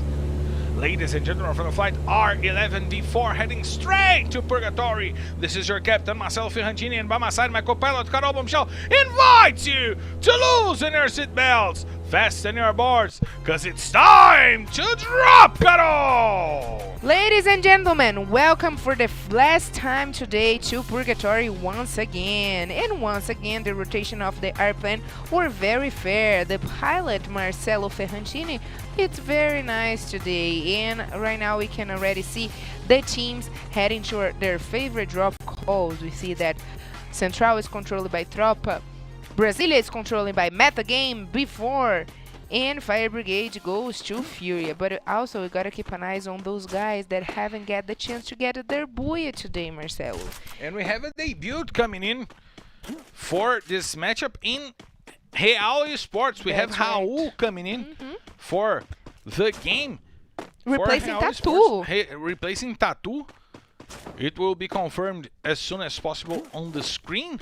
And we already have all the teams rotating for their usual positions, doing their usual rotations, and we see Loud quickly rotating through the map using the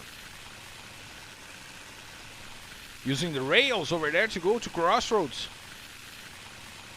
to get to the blue zone. They are trying to get the better loot, and we know that we gotta keep our eyes on Loud because they are dominant. And look at that, Real once again going for Lumber Mule, trying to pressure Furia over there, and Furia is only taking points away from Real, closing the gap between those two teams. And we have the confirmation right now, Raul coming in to debut in place of Tatui. 2 debuts for Real today, Luca 9 and Raul 7. Is Luca 9 a debut as well? Two debuts. Luca 9, I believe it was a debut. He started the day today, however, I don't recall him playing throughout the season. And we see they're trying to take control of the storage house over there. We see that before brought João in the place of it was Juan who left. We have the confirmation over there. João is coming in for Juan. Who's also debuting. João already played. No, We this joked season. about his name. Don't you No, remember? but in this season he's a debutant.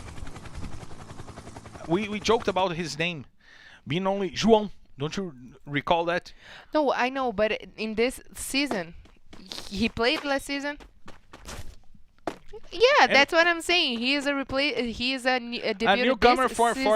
This before. sixth season. And now we have Rigby coming in for 1-9.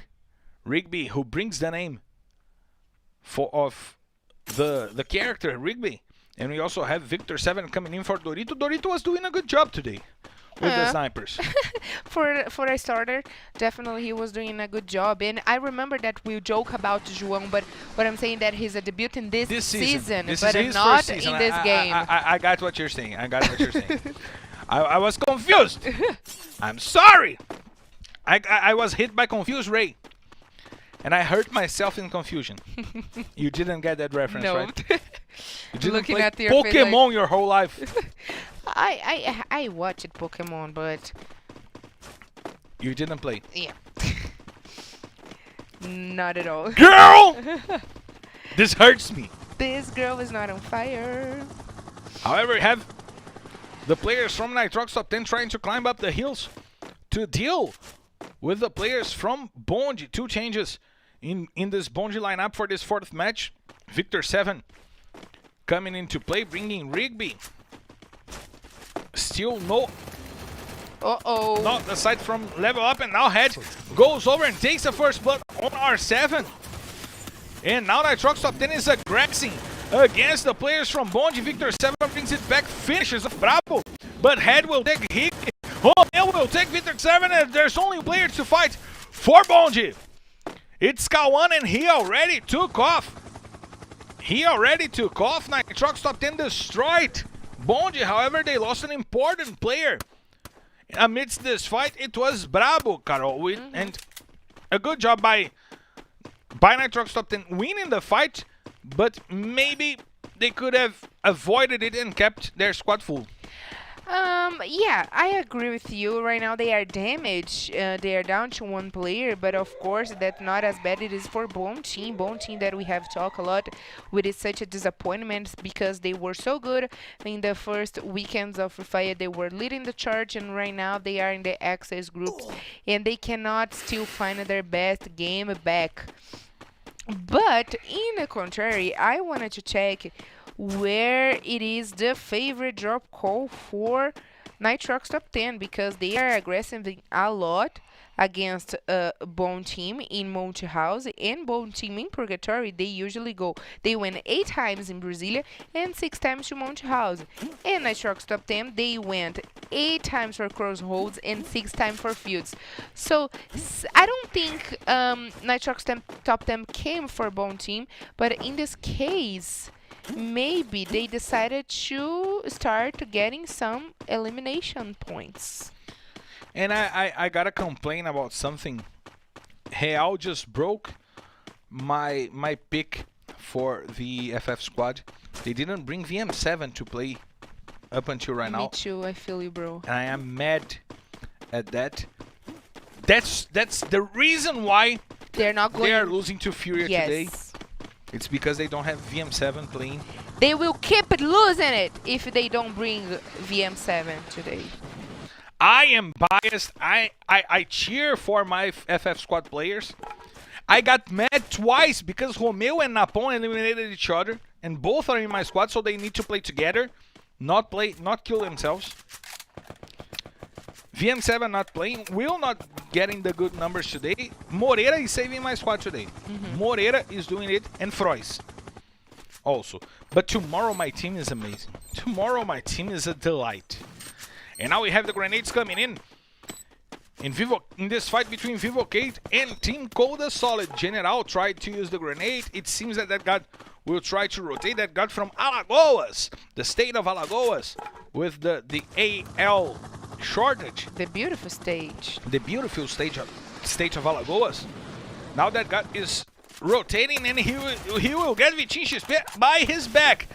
We see that god is now going after Quali, the most retreated player from Team Coda Solid. Both of them use the Chrono, and General will put Quali down with the grenade. Now Nando 9 tries to get the shots with the M249, and Modestia will be the one advancing, trying to get the shots. General puts Vitin XP back to the lobby, and now Peck tries to jump over and save Team Coda Solid, but they will not do it. Modestia gets the double kill and sends Team Coda Solid back to the lobby. No, my FF squad is crying right now. With no points, Carol, no points, and now we see Raul going over. The fight between Furia and Real is now going on. God will send Raul down. Not much time of play for Raul in this matchup. He's already down. Luca tries to use the grenades, tries to put the players from Furia in a bad positioning. Gusta and Hatin are being targeted. Bielgad also taking shots over there. Luca tries to rotate, tries to find a better positioning, but the fight starts better for Furia. After Fon took down a player from Furia, Furia went there and sent a player back to the lobby. So it's now a 4-on-3 matchup, a 4-on-3 fight for Furia. As we see, Bielgad rotating the player from Rio de Janeiro, now rotating and trying to find a better positioning for the fight, and it seems that Real will take off, will not engage into that fight, Carol. Furia is in a different engine today, in a different gear today, Carol. Yes, indeed, because they go to Fire Brigade, but that's not their usually rotation. They never went to campsite, going to Ski Lodge. This time they came for the payback against Real Sports, Marcelo. They are savage today, and they don't want to go home with no points. They rotated to Ski Lodge. They went to Lumber Mill on their drop call, and they rotated to Ski Lodge, on purpose. Going after Real. Yeah, on purpose. On to purpose. Go after Real. And now we see Autoboot hiding, trying to find a good spot in that fight. We see that he got his aim on Hatin. I don't believe that Hatin saw Autoboot over there. And we have Fon with the high ground advantage. He's using the Canarinho skin and also the rooftops for him to find the shots. And we see Memgad taking a lot of damage over there. He will be in a need of healing. And the shots coming in against Furia, and we also see Vivocate going after B4. They already got a kill on a player from B4, and we see Fon pushing Hatin down and finishing off Hatin. Now it's a tight fight. It's a 3-on-3 fight between those two teams trying to fight against relegation. Fon is using the high ground. Memgad is trying to get a better angle to fight, and now we see the players from Furia going for the rooftops, and it's Bielgad who gets Fon. He goes with the Balbao and gets the kill on Fon. Furia gets the advantage once again. Gusta tries to find Autoboot and he gets the kill. It was Bielgad. One more kill for Bielgad on the players from Real. Now there's only Luca 9 trying to get a positioning to fight. The grenades are coming in, trying to get Luca 9. And Furia will send the dogs, will send the Panthers after Luca. We have Gusta over there, but Tropa is getting close to the position. They got the information, good information now got by Bielgad. And now Furia knows that Tropa is there as well. They might get Tropa outside of position. Memgad got the shots over there. He might have alerted. And he's going down by the gas. And the grenades coming in. And the gas sends Luca 9 down, but sends Memgad down as well. Now, the players from TSM now are fighting against Corinthians. Vini went for the rush, trying to get the players from Corinthians to the floor. There's only 3 players from Corinthians to fight. We see Zenak trying to rotate. We also saw Bobs trying to find a good positioning. There's a player down now, 2 players down from TSM, and Corinthians has the numbers advantage in this fight. We saw some teabagging over there from the players of Corinthians. Rush is down. There's Brokofet to fight for TSM, and he will leave. Corinthians with 3 players destroying the team solo mid. And now Hazur is breaking the ice, is trying to get the positioning. Rush will be finished off by Bops, who got 2 kills in this fight, and now Brokofet was spotted. He has to hide. He uses the tree. He uses the negative to hide over there. And Bielgat goes down because of the safe zone. Furia losing 2 players after a successful fight against Real. They did not rotate in time. And now we have Before fighting against Metagaming once again. This fight going on, a usual fight in Brasilia, now happening in Fields. Ian puts down João with the grenade. He finishes off João with a nice grenade. And now he is going after the players, but a grenade takes lots of damages from Ian and Gimons. They need to heal, and now they are rushing onto the players of Before. It's a 4-on-2 fight. Metagaming has the advantage, but they are bringing in the fight as we see Tropa coming into the play and taking 2 players from Metagaming down. Now it's a 2-on-2 fight between Metagaming and Before. Before puts a player down, Prozin puts Cauê down. It's a 1-on-1 for those 2 teams, and Tropa is trying to take the kills. Prozin finishes off 2 players from Metagaming, steal the kills for Before, but D3 finishes off Lobato. 2 kills on the hands of Tropa, gathering the spoils of war over there. Some shots coming in, Lost tries to keep Metagaming alive. And we see D3 from Ceará in the northeast of Brazil trying to get the kills for Tropa. We see Giga from Paraná in the south end of Brazil, still rotating and now trying to get information on the remaining players from other teams. He's being shot and Gusta sends Giga down. Furia now with 2 players. Memgad was helped by Giga, and Metagaming will be sent back to the lobby after a good fight against Before. They get eliminated before. But that was super nice to see Before back in the game after a bad match. And right now, Furia team is still looking good, and they are going for it, Marcelo. They are going for it. They're trying to get to the players of Vivocate. Grenades coming in. Memgad tried to find a good shot. He deals damage, but now look at General with the Babao. Look at General with the Babao, and Nando 9 with the Mag 7 eliminating Furia. And Vivocate now with 7 kills on their hands. Good game by Vivocate right now, using the house to protect themselves. 15.5 minutes played in this matchup. And now we see Killet trying to rush on Nando 9. Nando 9 has the M249. He uses the ice to reposition. He has some space over there, and Tropa is now trying to rotate. We see Chinese putting Zenak down. And now the players from Tropa are accosting the players from Vivocate. Grenades are coming in. That guy tries to leave cover, and he takes 2. But Giga with the landmine puts 2 players down. D3 puts Janelle down. It's a 1-on-1 fight. Vivocate will go down. An amazing job by Giga, using the landmines to eliminate 2 players from Vivocate, and Tropa leaves the fight with all the players still standing. 6 kills, and now D3 will go down. Kronos is coming for the fight and finds the great shot with the sniper rifle. But what a fight by Tropa, Carol. What a fight by Tropa. They got a squad wipe very clean with the full squad still alive. They are very strong in the game. They are going confront Loud, and let's see if they will take that to the late stage of the game, because they are already top 5. They are already top 5, and Kawan got the kill on Giga. Good grenade shot by Kawan. Now putting Loud in a position to rush onto the players of Tropa. Will gets the healing over there, but Moreira sends 1 player down. It's Kawan.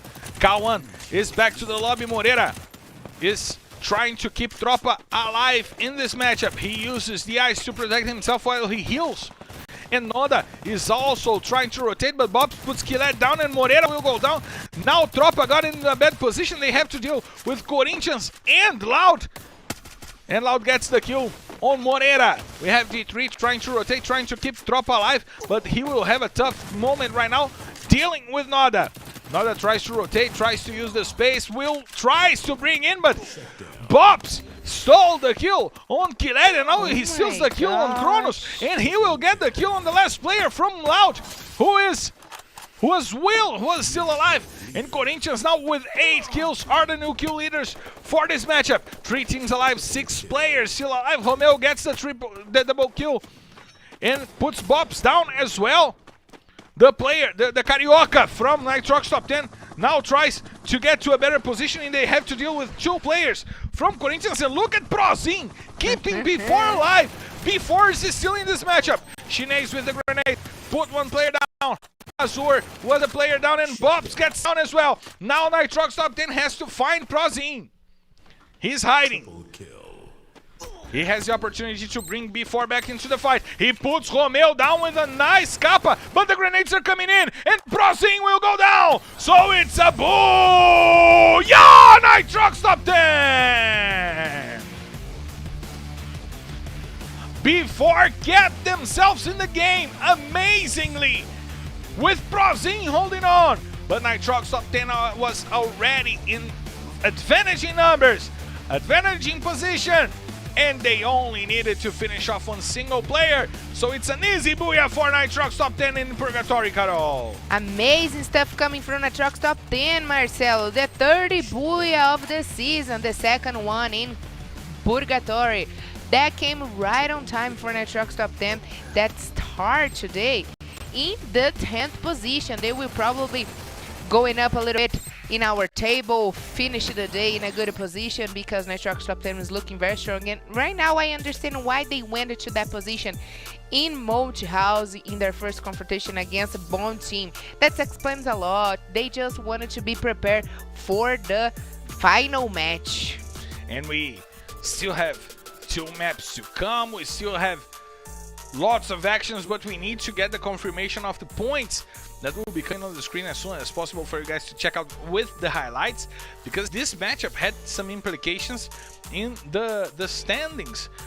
Throughout the season, we have Corinthians with a good positioning, before keeping themselves miraculously alive with Prozin up until the 2nd position, up until the top 2.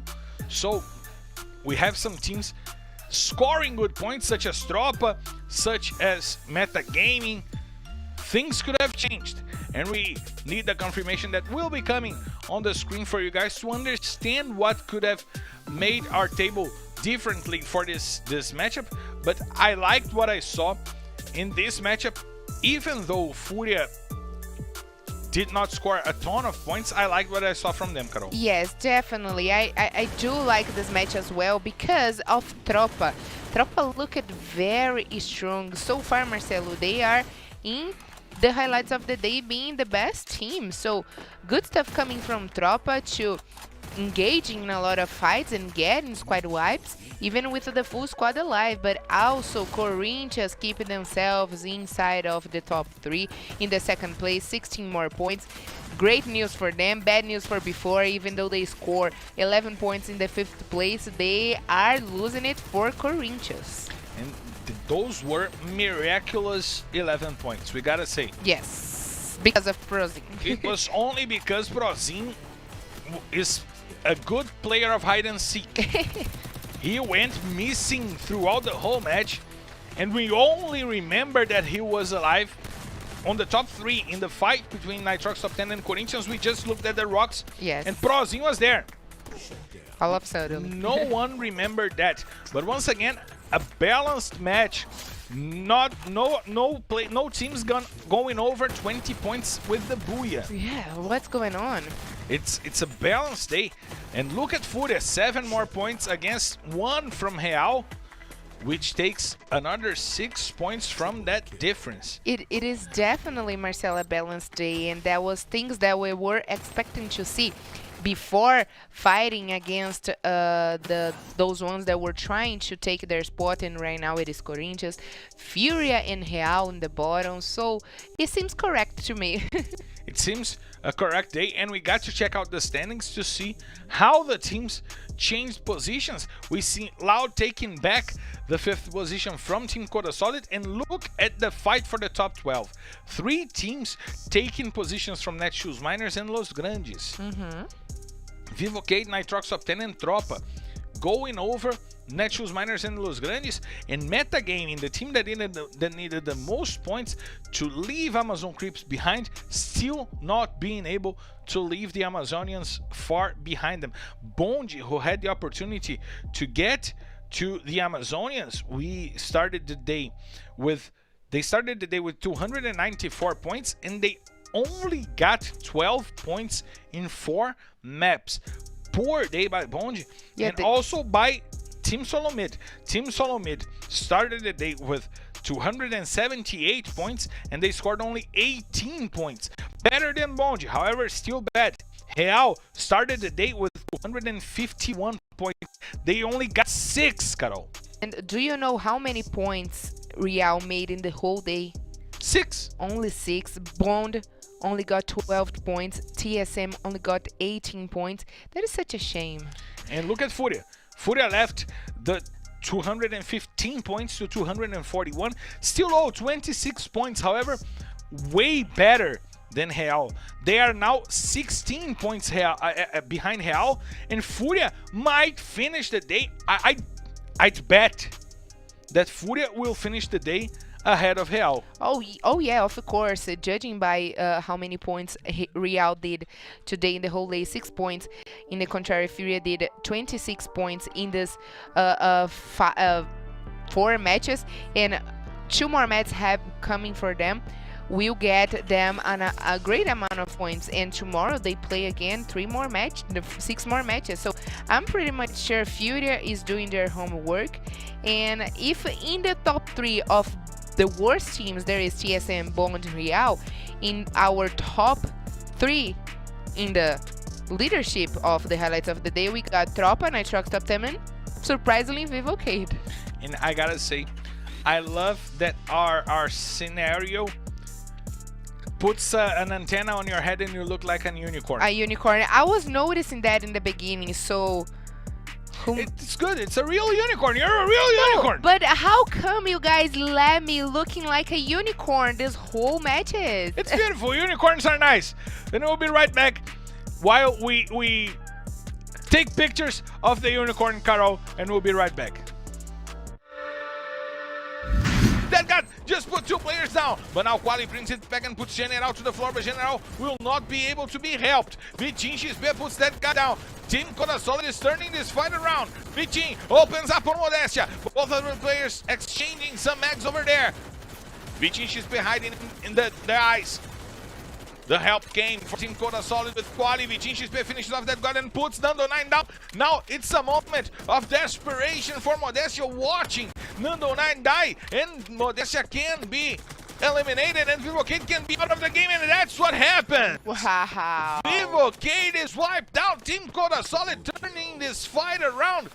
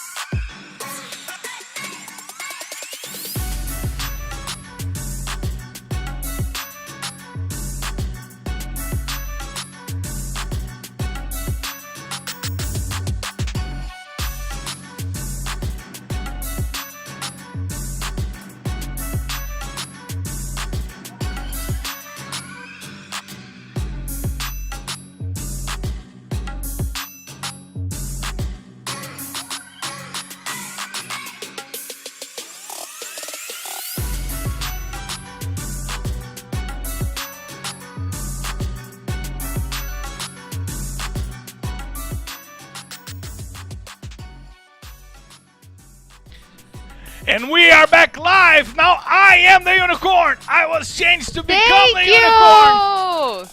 And I like to be the unicorn. It's nice. Thank you guys. I'll cast the whole match trying to fit the horn in my head. And we are getting ready to go to Kalahari for the 2nd time today. And Carol, the first time, Tropa, which is the best team today in our rankings, was the team that got the booyah. Yeah, it was the team that got the booyah in Kalahari, tragically because of their position. But we know that who got the best position in the beginning of the match. It is before in Refinery. So let's see if they will get the better positioning after they fall from the airplane, because we're clear to take off. So let's hit the skies. Ladies and gentlemen, from flight R11D5 heading straight to Kalahari. This is your captain Marcelo Ferrantini, and by my side my co-pilot Carol Bombshell invites you to loosen your seatbelts, fasten your boards, cause it's time. Yes, it's time to drop, Carol! Are you guys ready to feel the heat of the desert Kalahari once again today? And for the last time, let's take our bodies to Kalahari, get on with the heat, with the sun, but also be prepared for every single thing that is going to happen right now, because Tropa got the first booyah in Kalahari. Who is going to be the lucky one this time? We're checking the positioning from other teams. We see that Tropa went for their usual command post spot. And once again, Carol, we do not see Corinthians on the command post. Because of metagame. Because of metagaming and because of Tropa. Yes, Tropa is going there as well. The elders are respecting the newcomers, Carol. That's nice to see. But since we are talking about the metagame, once again I gotta bring the information that they are the winners of the best round that we had so far in LBFF. 94 points in the round 2. Right now it separates them with one of the worst performances so far. And in the past rounds, they haven't passed over than 50 points. So that's such a shame, of course. But also, I just gotta, since we are watching Loud right now, and today we are celebrating the 500 matches played in LBFF, rounds played in LBFF. Loud team, it is the team with the most eliminations. And look at that, Marcelo. We got a replacement on Loud team. And I'm mad with that replacement because Will is in my FF squad, and 58% of all watchers are also mad because Will was the most casted player right for this week. What are you doing, Frost? Frost, my man, I need you here, my man. Will is my main scorer. I need you to bring Will back, but he brought Brabox, and it's a usual change here in Loud. Brabox always comes into play, sometimes in place of Noda, sometimes in place of Kronos, and sometimes in place of Will. The most times in place of Will, right, Carol? Yes, and actually, I remember, if we're not this season, but last season, we were talking about how important Brabox were for Loud team, because they keep coming and bringing changes. Before Noda start to shine in Loud team, Brabox were the star of the replacements, and he was always doing a good job. Not that he's not doing anymore, but I think the replacement that he's been put is not in good positions. They took out Will, who is an important key for Loud right now, and the last time they took out Kronos to put Brabox, who was also an important key. So I think maybe Frost should study a little bit more, or us should study a little bit more, because clearly we are seeing something that Frost is seeing. Let's see how this new squad from Loud will fare off in this Kalahari map, as we see once again before with João in place of Juan. João, who is a debuting player this season, as you said, Carol. It seems to me that before is easing him into the game, bringing him to play a few rotations, a few maps here and there. He's a youngster who might be a new weapon for this B4 squad. Yes, definitely. And I kind of enjoy to see how the squad of before is thinking right now. But what I'm thinking is to watch this confrontation against Corinthians and TSF. Fight! And we see also Team Solomid going after the players from Corinthians. They went head to head, one after another, and Rush just put Brazur down to the floor, while the players from Corinthians still try to rotate. Zenaco sent Rush down, and now Napon and Brogofet tried to use the grenades to bring it back, because Rush went down and he was helped by one of his teammates. We see Brokofet trying to rotate. Vini XL puts Zenak down and gets the first blood for this squad of TSM. They try to rotate, try to find a better positioning right now. And Napon is leading the charge with Vini XL. Both of them going after Ousado. Rush puts Hazur out of his misery and back to the lobby to guarantee 2 kills for TSM. Ousado now goes on. Brokofé and Rush getting the shots and sending Ousado back to the lobby. Now Corinthians, one of the best teams in Kalahari, having to leave the control post. Now losing 3 players in the first fight of the matchup, Carol. That's not good, of course, because we'll damage their completely game to take to the late stage of the game, especially because we know that Kalahari, it is important to have a full squad to go for a good rotation. Even though you can miss it during your rotation, it is good to have the full squad to help each other. And we see right now that Tropa, it is back in the same position where they were placed in the last match in Kalahari, which helped them to get great points for elimination and take the game to the late stages. Let's see how this will unveil throughout this matchup as we see Vivocade coming after also the players from TSM who just destroyed Corinthians right now, trying to deal with Vivocade right now. Nando9 puts an amazing shot onto the chest of Brokofé. Modestia uses that damage to come and to finish off Brokofé. And now we have Team Solomid rotating, trying to find a better positioning, but put down Quali and Rush puts down Nando9. Now it's a 3-on-3 fight between Corinthians, between Vivocade and TSM. Napon is down. He's not having a good day until right now. Napon and General puts down one more player. Modestia will send Vini XL down as well. There's only Rush to fight for this TSM squad, and they will go down. Dead God gets the kill. And after a good fight against Corinthians, TSM goes down, destroyed by those guys from Vivocade, Carol. Vivocade getting a squad wipe. Beautiful squad wipe with the full squad still alive, getting the chance to take that to the end of the game.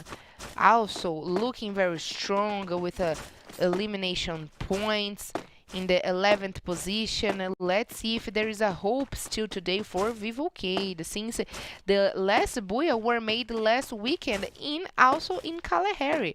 So let's see if Kalahari will bring them such a good chance, because if it is a good chance for Vivocade, maybe it's not a good chance for Real Esports. That is the worst team in Kalahari. They are actually the worst team in Kalahari as of right now. And this today. And this might settle Furia going over them. Definitely 16 points only, dividing those two teams. Furia in a good day, not the best day in the history, but a good day still. And now we see that the rotation from Furia for the old boat over there might surprise the players from Bonji. If they don't get the information right now, I think they got the information, they could have been surprised by the players from Furia inside of the boat, Carol. Yeah, and as we are watching Bone Team rotating right now, they are still alive. They are far away from other teams. As Pearl Jam would say, oh, I'm still alive. I don't got the reference. You don't know Pearl Jam? But Bone Team, they still looking alive, which it is good for them that they went back in the lobby several times in the bottom. They needed to stay out of trouble, but also it is important to not too late your rotation. They are going to be surprised right now, maybe for Fury Team Loud that is in the door hold for them. That maybe were a bad choice of rotation.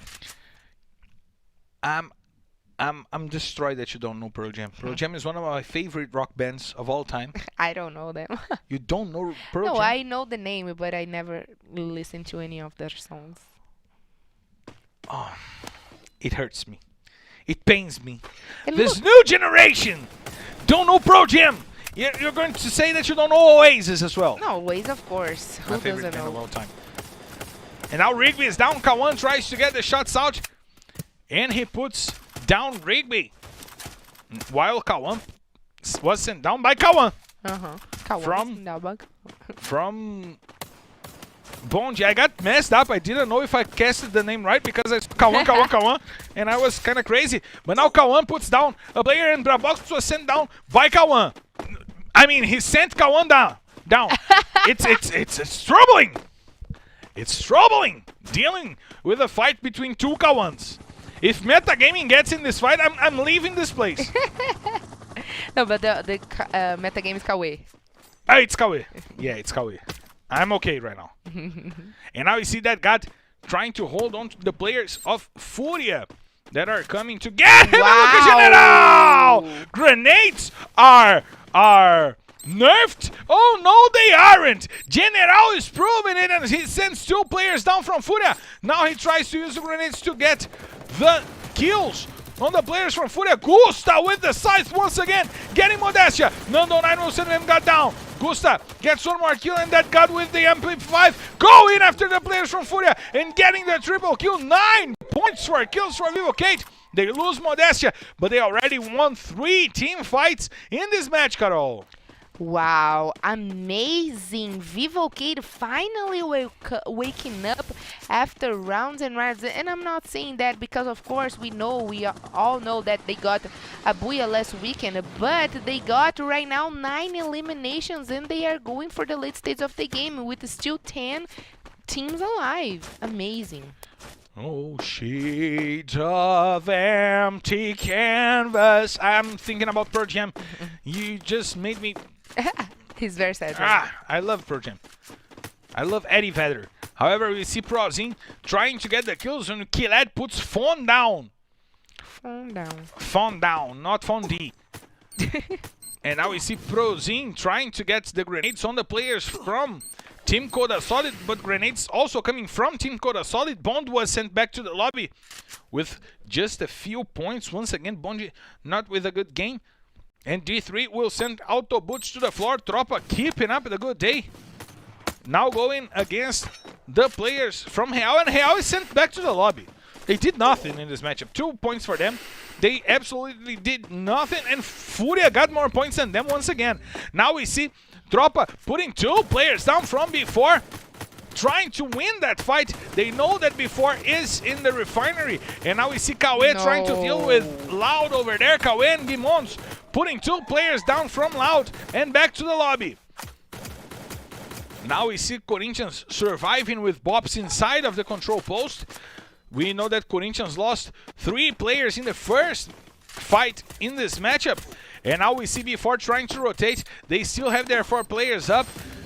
Prozin puts down 1 player, but Vitinho XP brings it back, puts Iago down. Now João tries to send Vitinho XP back to the lobby, and he does it. Before still alive, 3 players, 3 fighting 44. Prozin once again with the grenade and the MP5 getting the kills, but he goes down because of the safe zone, and he will be left by his teammates, or will he be helped? We see Nitrox top 10 rotating as well, trying to deal with Metagaming. Vivocate is coming from behind. Met before just lost all the players to the safe zone, and they are back to the lobby. 6 teams remaining, only 15 players. So the damage was dealt, and Metagaming has the upper hand because they have 4 players still on their side. Vivocate also with 3 players. We see Loud with only Noda to fight. Nitrox top 10 with 2 players. General gets the kill on Moreira, and Giga brings it back, puts General down. Now Tropa is fighting against Vivocate as we see Nando 9 trying to get coverage over there, and that God doing a great job. As GG said for us today, our boss GG told us that this was the day of that God, and he already got 4 kills. Let's check out my regards to GG, the boss, who told us about Dead God. Nitrox top 10 goes down. Yan and Lost getting 2 kills. Metagaming with 5 kills and 4 players still remaining. They have the upper hand. 3 teams with only 10 players still on the fight. Vivocade, Tropa, and Metagaming. Vivocade has 3. Tropa has 3 players as well, and Metagaming has 4. The numbers advantage goes to Metagaming, but they will have to leave the positioning because the last safe zone is closing them outside of the fight. Now Kawe puts Giga down with a nice kappa, with a nice headshot, while Yan tries to find the grenade shots onto the players of Vivocade. Yan uses the grenades, tries to break the ice on that god. This could become a good fight for Metagaming, since they still have the 4 players. Grenades coming in from Vivocade to Tropa. As we see Moreira leading the charge for Tropa. Lost and Gimon's coming after him. He uses the ice because he knows that there were 2 players, and he will be dealt with by the players of Metagaming. Moreira was sent down. Giga goes down as well. There's only D3 to fight for Tropa. And Vivocade is now joining the fight. It's a battle. It's a full battle in the center of the safe zone. 3 players go down. That God puts Lost down. And Nando9 will finish it off. Metagaming goes down. Tropa goes down. And it's a booyah! Vivocade! Oh my god. With 3 players. The numbers were not on their side. They were in Metagame's side. But the intelligence from Nando9, Dead God, and General using the tents, using the barracks to hold on, to wait for those 2 teams to destroy themselves and then enter and grab the spoils of war, made Vivocade clear for this fight, all inside of the safe zone. And they just needed to clear the safe zone and wait for the game to get over. And Vivocade now has another booyah in Kalahari, Carol. Their third booyah in Kalahari, the 5th one here this season. The champions might be back because that's the best match of Vivocade in this whole season, Marcelo. Nice stuff coming from them. The champions are definitely back in the game, showing why they deserve the title. And for the very first time today, we are seeing a booyah with 26 points. 5 eliminations by the hands of him, that god. Metagame coming the 2nd place with 15 points. Tropa looking very strong on the day today, 11 more points for them. Nitrox top 10 still hanging. A very balanced game, 8 more points for them. Loud back in the top 5, but only with 8 points. And B4, bad news for Corinthians, B4 in the 6th place with 77 points. And Carol, this performance by Vivocade ties up with B4 as the 3rd best in Kalahari this season, 26 points. Behind only SS Esports with 30 and Loud with 27. SS Esports in round 3. The 2nd map of Kalahari in round 3, and Loud in the 2nd map of Kalahari round 8. They're tying with B4, who did it in the 2nd map of Kalahari round 6. Now they made the top 3 this season, and they're still coming back. The champions are indeed coming back, and Real and Furia, once again the fight pretty balanced. Real getting more points than Furia. I was mistaken when I said that Furia got more points than Real. They got only 1 because many of the kills that Furia got were stolen by other teams. And in the end, the fight is still open. Team Solomid also 3 points. Bonji with only 1 point. Once again, what a terrible day by Bonji and Real, Carol. We got to check the standings that will be coming on the screen for you to analyze. Ooh. But look at the jump that Vivocade had. Vivocade definitely took a leap right now. Damn, they're looking very strong with this 26 points. They start the day in the 9th position with only 336 points, and right now they went all the way to the 397. They will finish the day in the last match of Bermuda, breaking the barrier of 400 points. Loud still remaining in the same position, not having great highlights today. Team Coda Solid falling few positions as well. Nitrox top 10 joining the top 8. the top 10, back in the top 10. Tropa is still in the 9th position with 376 points. Metagame trying to breathe a little bit more, a little bit longer in the 11th position. And still the same situation in the bottom of our table. Bond in the 14th position. They didn't move since... They didn't move the whole day. They started in the 4th position with 294 points, but they only got a few points, 307 points. TSM still in the same position as well. They started the day in the 15th position.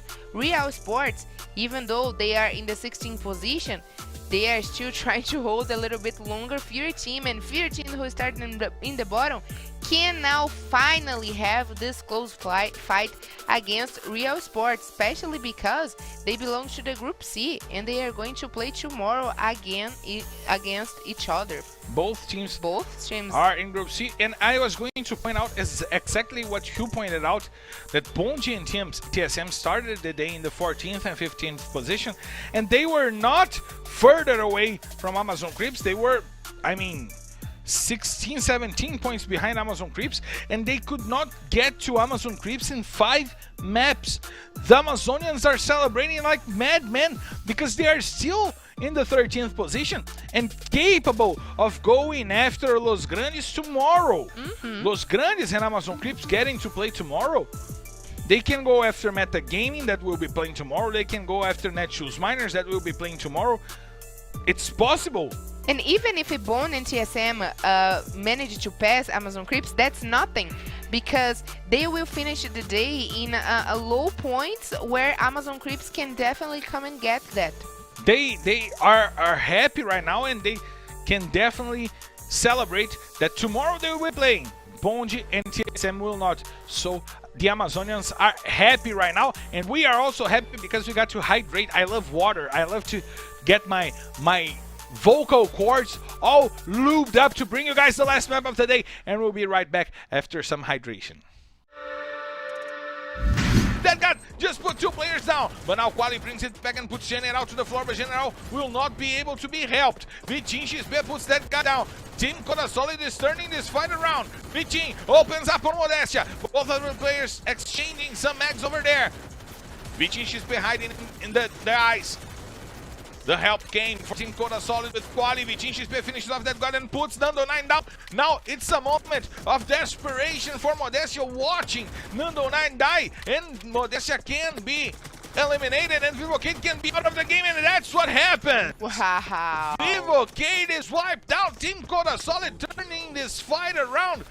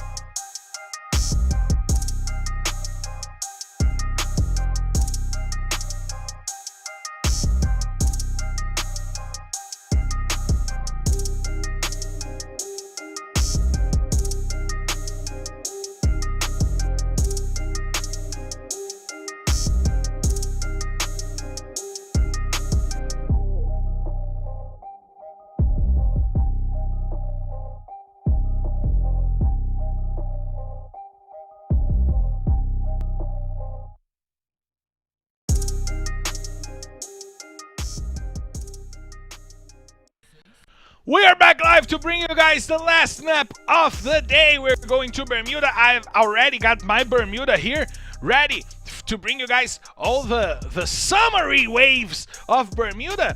And we have to point out the first Bermuda of the day was won by Corinthians, but Corinthians is not having the best day possible. They're having a good day. They are probably inside of our top 4 or 5, but not the best day possible. because Vivocade and Tropa are being amazing today, Carol. Yes, definitely being amazed today. But what was not amazed today is that we didn't get any double booyahs. So my expectations right now for the last match of today in Bermuda, it is a double booyah. Maybe coming from Loud, maybe coming from Corinthians, Nitrox Top 10, Vivocade, Tropa. 5 possibilities. But also it's always good also to have a booyah for a new team. But you know, Marcelo, I'm a huge fan of double booyahs. I know you are a huge fan of double booyahs. However, I'm getting my manch over here. I'm turning up the engines because we're clear to take off. So let's hit the skies! Ladies and gentlemen, from flight R11D6 heading straight to Bermuda. This is your captain, Marcelo Ferrantini, and by my side, my co-pilot, Carol Michel, invites you to loosen your seatbelts, fasten your boards, because it's time. Oh, it's time to drop, Carol! So let be it, because we are back for the last time today in Bermuda. And let's see for the last time what Group A with Bone Team, Corinthians, Nitrox Top 10 Team, Cold Solid, TSM and Vivocade will prepare for us against B4, Fury, Loud, Metagames, Real Sports and Tropa. We have watched amazing things happen today. Great teams getting points for Booyah. Amazing leaps in our table coming from Corinthians, coming from Fury team. But right now, it is definitely time for the truth. Who is going to be the last survivor in Bermuda? Let's check out who will be the last team standing in this round number 11. Tomorrow, of course, we'll bring you the round number 12 with much more action for you guys. Groups C and Groups B facing against each other. And we expect you here at 1 p.m. at Brasilia time. We'll be here bringing you guys all the action, bringing you a nice company for your lunch, your Sunday lunch in family. Just bring your notebook, your cell phone, put it on the table, and grab your steak with French fries. No, Sunday it is the day of lasagna and also pasta. Pasta day. Pasta day. Lasagna is a kind of pasta. So you're right. Were in sync. You're right. Lasagna is a kind of pasta, so we were in sync, and I make a lasagna to eat brain. Don't tell me, because you didn't invite me to it. So I'm My mad lasagna- with you and Camila. My lasagna, by the way, babe, I need to make you more lasagna. I love you. But the lasagna was so good. Was a bolognese? Yeah. Yeah. We have changes coming in for Tropa, legit coming in for D3, and I gotta say, my ground meat is really good. I season it well. I like seasoned food a lot, so I season it well. I use paprika, I use pepper, tomato sauce, and I don't know how to say manjericão in English. I forgot how to say it. Manjericão. Just kidding. I forgot how to say this in English, and I will translate it right now. But I use all those seasons. While we see one more change coming in Real Esports, Tatu coming in for Auto Boot. And I use all this amazing ingredients. Yummy, yummy in my tongue. Basil. Oh yeah, that's right. It's basil. It's basil. I use basil, and I use tomato sauce. I use Alokio coming in Team Coda Solid for pack. No! He's in my FF squad! No! Yes, I'm still ahead of Carol in FF squad. But then, how do I do my meat? I put butter, garlic and onions, well chopped, really small, almost grounded as well. And I fry them a little bit. I make them go gold, and then I put Chef Marcelo. And I put the ground meat on the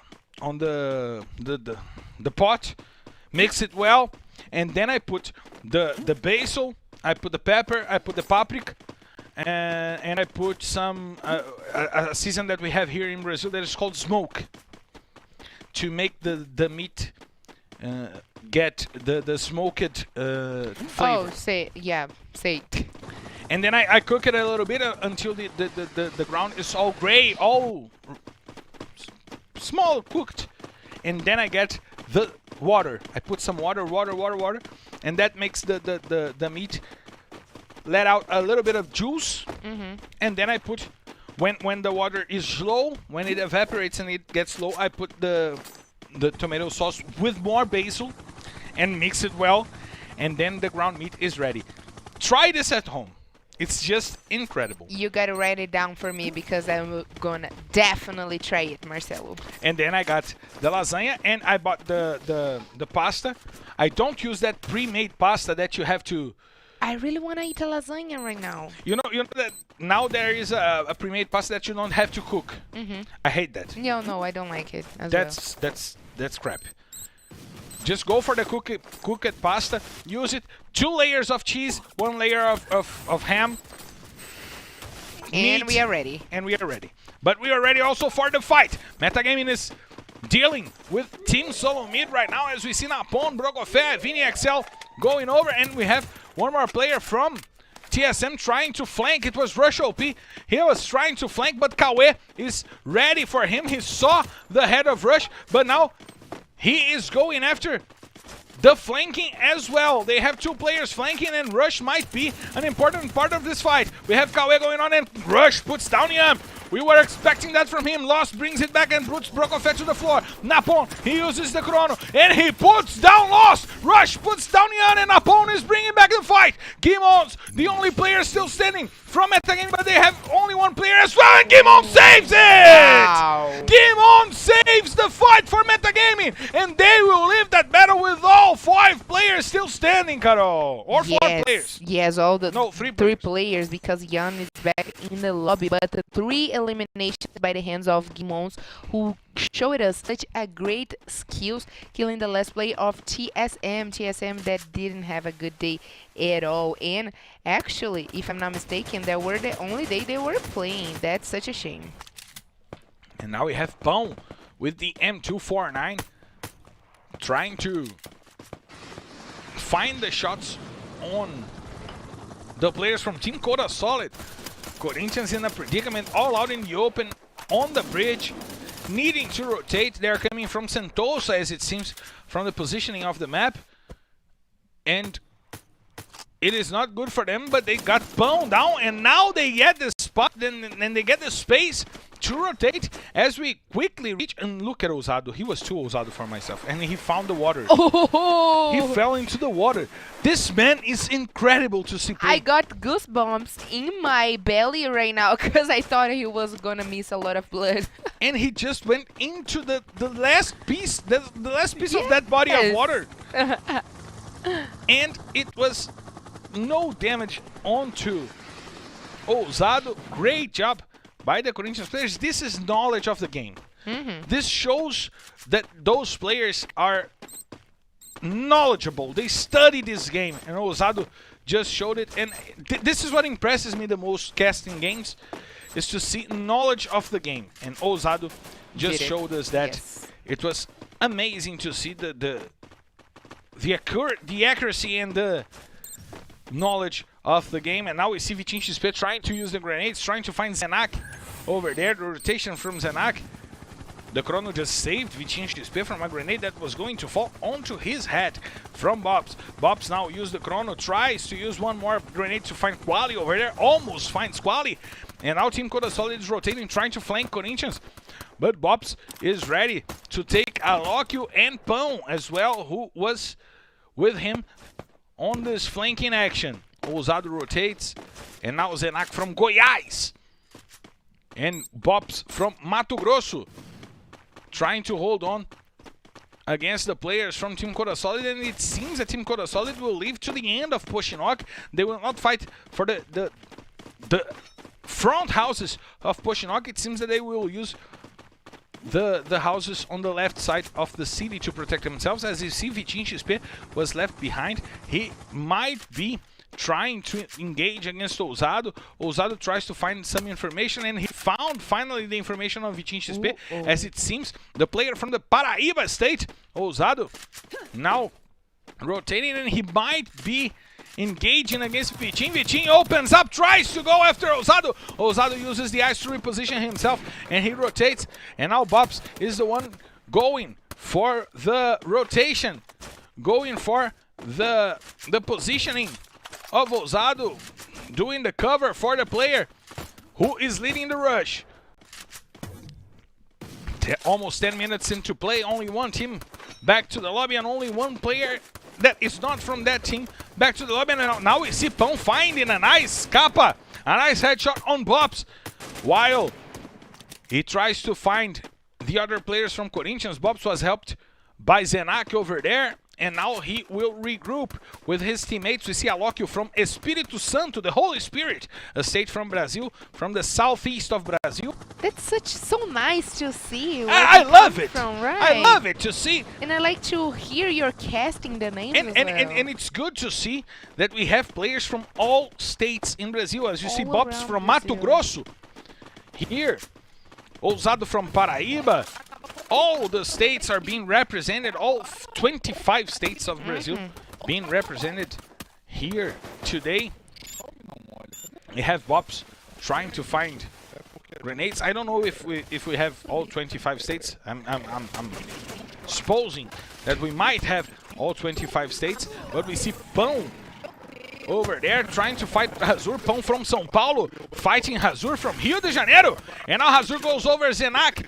He has his teammate by his side, tries to find a good spot to fight, and Zenak will put Quali down while Ousado tries to rush, but Alokio and Vitinho XP putting 2 players down from Corinthians. They get one back to the lobby, and now Alokio will be helped. There's still Quali on the floor, and he will be helped by Alokio. The grenade launcher shots from Bops will finish off Quali, and Alokio will go down by a grenade from himself. Now Bops still on the fight for Corinthians, while Vitinho XP gets the kill on Razur. Alokio goes down, and now Vitinho XP has to fight Bops. It's a one-on-one fight. Both teams got destroyed in this battle. And now Team Coda Solid and Corinthians left with only one player for this fight, Vitinho XP and Bops. The 2 players that were getting the most kills the past few weeks. Yeah, indeed. They were Bops and Vitinho XP for each of their teams. Yes, yes, exactly. So before was Ousado, but right now Bops is having such great highlights for the Corinthians team, and it's going to be interesting to see who's going to actually get the final is quite wide, because it seems like, Marcelo, this safe zone will be taken to Clock Tower once we see a lot of teams placed already there. Before Tropa, Bond also coming, and Team Coda Solid and Corinthians need to resolve that before the safe zone shrink even more. And now we have Iago with the information on the players of Tropa. Important information for before who is not having an amazing day, but look at what Iago did. He just put legit down with an amazing AWM shot, and he might bait the other players from Tropa to get some shot from the AWM. Now he has the KAR, he has KAR and AWM as his weapon, betting on the sniper shots. While we see Bops trying to find Vitinho XP, that fight still going on between Corinthians and Team Coda Solid, the only remaining players from those 2 teams.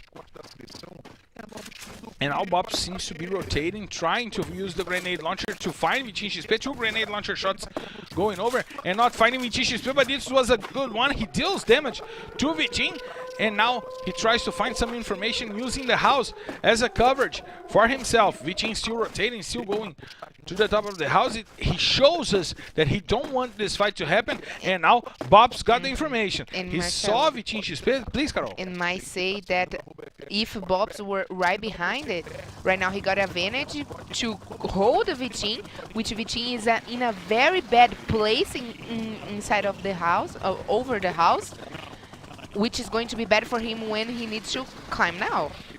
That's going to be an awful position, and Bops might have the advantage. He has the tires on his favors. Well, the tires only is going to put him over the other house, not to climb down. Right now, not to climb down, but maybe to go after Bops, to use them as a space to jump over Bops. No, because that tire puts him in the other house behind him. I didn't see the direction. Yes. I'm without my glasses. But Moreira just put down 2 players from before, and Tropa seems to be in control of this fight, as we see Iago still fighting from far away, and only Prozinho to fight inside of the house. Lobato and João finishes off 2 players from Tropa, and before brings this fight back. and Prozin is healing. There's only Moreira to fight for Tropa. He's trying to leave silently, but he might be spotted by the last players of before. That God puts down Bobs, and Corinthians is sent back to the lobby after that slaughtering against Team Coda Solid, and Vitinho now has space to leave. Yes, indeed. That was amazing, but what it's going to be very bad, it is for him trying to get inside of the safe zone alive, because I don't think he has med kit anymore, and he's probably going to be wiped out by the gas. There Team it Coda is. Solid goes down because of the gas, but they got 1 point and 3 more for kills, so 4 points, and Tropa now goes down. Prozin uses the grenade, and before he gets the 4 kills on the players of Tropa. Important fight for B4 right now, as we see General coming in, Modestia also helping from Vivocade. Vivocade having a great day, and Nando9 puts Kawe down, and Modestia puts Gimons. Good job by Vivocade getting the 2 kills on the players from Metagaming and sending Metagaming back to the lobby. Modestia, the player from São Paulo, as so as Nando9 from Vivocade, also from São Paulo, leading the charge for the team, as we see Nitrox top 10. All positioned and well positioned outside of the factory, waiting for the teams to leave the factory. Real is inside there, and we didn't talk about Real or Furia in this matchup. As of right now, we see Brabo from Amazonas trying to get the shots out. Kawan puts Kawan down. Once again, that fight going on. And now the players from Real rotating and being accosted by the players of Nitrox top 10. Victor 7 gets Brabox down. Bonji and Loud also fighting on the other side of the map. And now Vivocade coming after the players from Real. Phone goes down, but Modestia was also sent down. That guy tries to bring it back. Romeo gets the kill on the player from Vivocade. He gets 1 more player down. It's Nando9. He gets 2 kills. 1 kill and 1 takedown for Romeo. And now Real is rushing over onto the players. Raul tries to bring the scythe, and he gets the double kill! Raul gets the double kill. He finishes off 2 players from Nitrox top 10. Now the grenade from Chinese was not that good, and he will have to use the eyes to protect himself and Brabo. Raul is still alive. He has the grenade launcher, but Chinese now has the opportunity to climb up the rankings. Furia players now eliminating Loud, getting the 2 kills remaining from the players of Loud. And now we see all of the players from Furia trying to rotate to get to a better positioning, as we see Hachin leading the charge, Memgad going after him. Furia still alive with 2 kills and with a good positioning to go for the clock tower.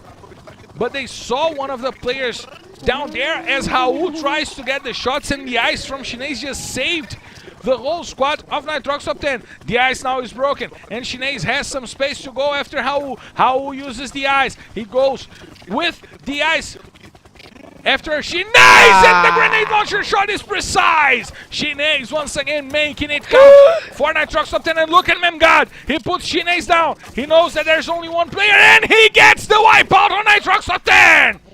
Furia has now 4 kills, but Memgad goes down. Iago and Prozin making it count for B4. João tries to break the ice to bring his teammates into the fight. Bialgad and Memgad still rushing. Bondi goes down, and it's now Furia against B4, and it's easy for B4. It's easy for them, and it's a booyah B4! The leaders get the booyah when it counts. A consistent and solid day by B4 is crowned with the booyah in Bermuda after an amazing game by Furia that might have closed the gap enough to get to Real, Carol. That's the order mission here today. Great stuff coming from the top of our table and the bottom of our table. Right now, like you said, this booyah came to crown the balanced day coming from before, which I brought the information in the beginning of the day, Marcelo, that before were winning in many places, in many items here this season, but they were only losing for Fluxo team because Fluxo team have 8 booyahs. But right now, with this 7th booyah coming from before, that's amazing, and it is the 5th one in Bermuda. And so far, we gotta talk that even though Vivocade went back to the lobby in the 6th place, that's best round they made. The last one were only with the 58 points, but we gotta check it out and talk that over the highlights of the day. But Great stuff finishing the day. 14 points Furia team and 21 points before. We start the day talking about the fight over the leadership, the bottom of our table, and we are finishing the day with these two amazing teams doing their homework around here, Marcelo. It's been 2 or 3 weeks that Furia started doing their homeworks and started performing well to leave the relegation zone, and now it's a real possibility for them to do it. We see Mem got in the list of the MVPs, but once again, bad game by Team Solomid, bad game by Tropa and Corinthians, and Bonji will finally go over Amazon Creeps. However, they don't play tomorrow, and Amazon Creeps will have the distance being so small for them to go over Bonji once again. And now Amazon Creeps is starting to dream about top 12 with consistency. And next week we have Group A as the home group. Next weekend, and tomorrow we'll still have the last day of Group C as the home group. So Metagaming, Tropa, Loud, they need to perform well tomorrow. Since they didn't perform that well today, because Amazon Creeps, Los Grandes, Netshoes Miners, Fluxo, they are coming to take positions tomorrow, and tomorrow will be a direct fight for the top of the standings, for the top 12. Tomorrow we'll have lots and lots of emotions coming up, and you guys will see on the standings why this will be happening tomorrow. The standings are coming on the screen for you guys. We see B4 and Corinthians leading the table. Vivocate in the 3rd place. Good job by Vivocate getting back into the fight. However, sorry, Carol. No, you go for it. SS Esports will be playing tomorrow. Yep, that's what I'm gonna say. SS Sports and Fluxo team. And Fluxo will be playing tomorrow. Yep. Netshoes Miners, who had 2 amazing weekends last weekend, they were incredible, will be coming to play tomorrow. Los Grandes, a consistent team, will be playing tomorrow. Amazon Creeps, who want to get into the top 12, will be playing tomorrow. The 3 bottom teams, Furia, Real, and XD, will be playing tomorrow. So before the leaders will be playing tomorrow. So it's a day where the key members of this standings list, this team list, will be playing tomorrow. I mean, before SS Esports, Fluxo, Netshoes Miners, Los Grandes, Loud, Tropa, Metagaming, Amazon Creeps, Real, XD, and Furia. We'll be playing tomorrow. Yeah, so tomorrow will be a fight specifically. If today was a fight over the top and in the bottom, tomorrow will be in the middle of our table, but also on the top. Yeah, the fight for the top keeps going on, still continues. But the middle gets more thrilling and the bottom gets more thrilling because we will have the 3 teams on the bottom playing tomorrow. And we gotta know who was the best team of the day. For us to understand what we got to see tomorrow, it was Vivocate. Nice. It was Vivocate. They made it count on the only day that they had to play for this weekend. Modestia 12 kills, Nando 9, 11 kills, Dead God 9 kills, General 5 kills.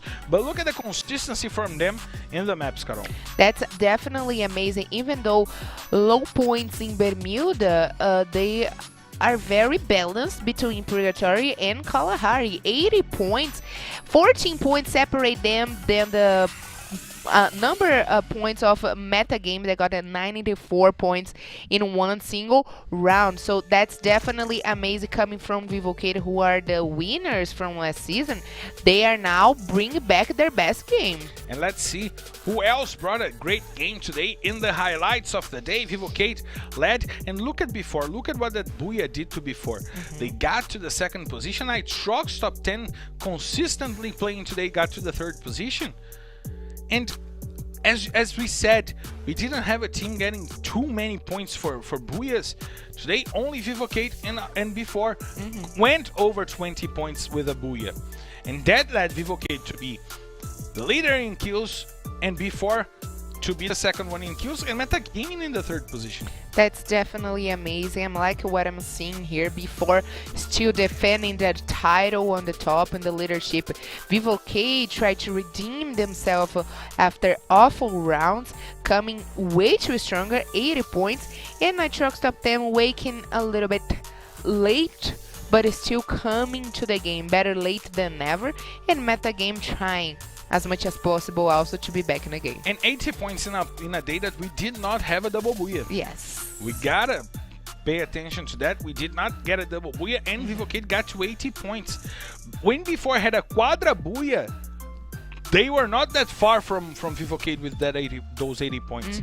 They were still in the house of 80 points, and Vivocade with only one booyah was consistent enough to bring themselves to 80 points. It is always about consistency. Do you remember? I like to use the example of Corinthians last season because they were always keeping great balanced matches one after another, and they were always always showing up in the highlights of the day as a great team. And let's check out who are the kill leaders for the season. We got to know if changes happened. Vitinho XP got to the second position, took the second position from Natividade, and Chinês closed up the gap. Chinês had an incredible day today, we gotta say. Not only killing, but dealing damage. He was so important for the Trucks Top 10 to get to that top 3 in the highlights of the day. And he's a silent killer. We don't talk about Chinês a lot, and when we see, he gets tons of kills. Killed also getting a few points for himself. 6 kills for him today. Good number for Killed today. Tropa had a good day. Was in the top 5 for the day, but MTS and Atividade is still on the list and still to come tomorrow, Carol. Yes, it is good also to see. I think that today we got the information going on in our crew that today was the day that we got most MVPs joining the list. Of course, nobody still took the place out of MTS, and tomorrow he will come also to keep defending his first place as the kill leader of this season. But it was good to see the fierceness coming from Vitinho to take the place of Natividade, even though with only 1 point. Natividade will also come tomorrow to contest the second place, trying to reach the points of MTS.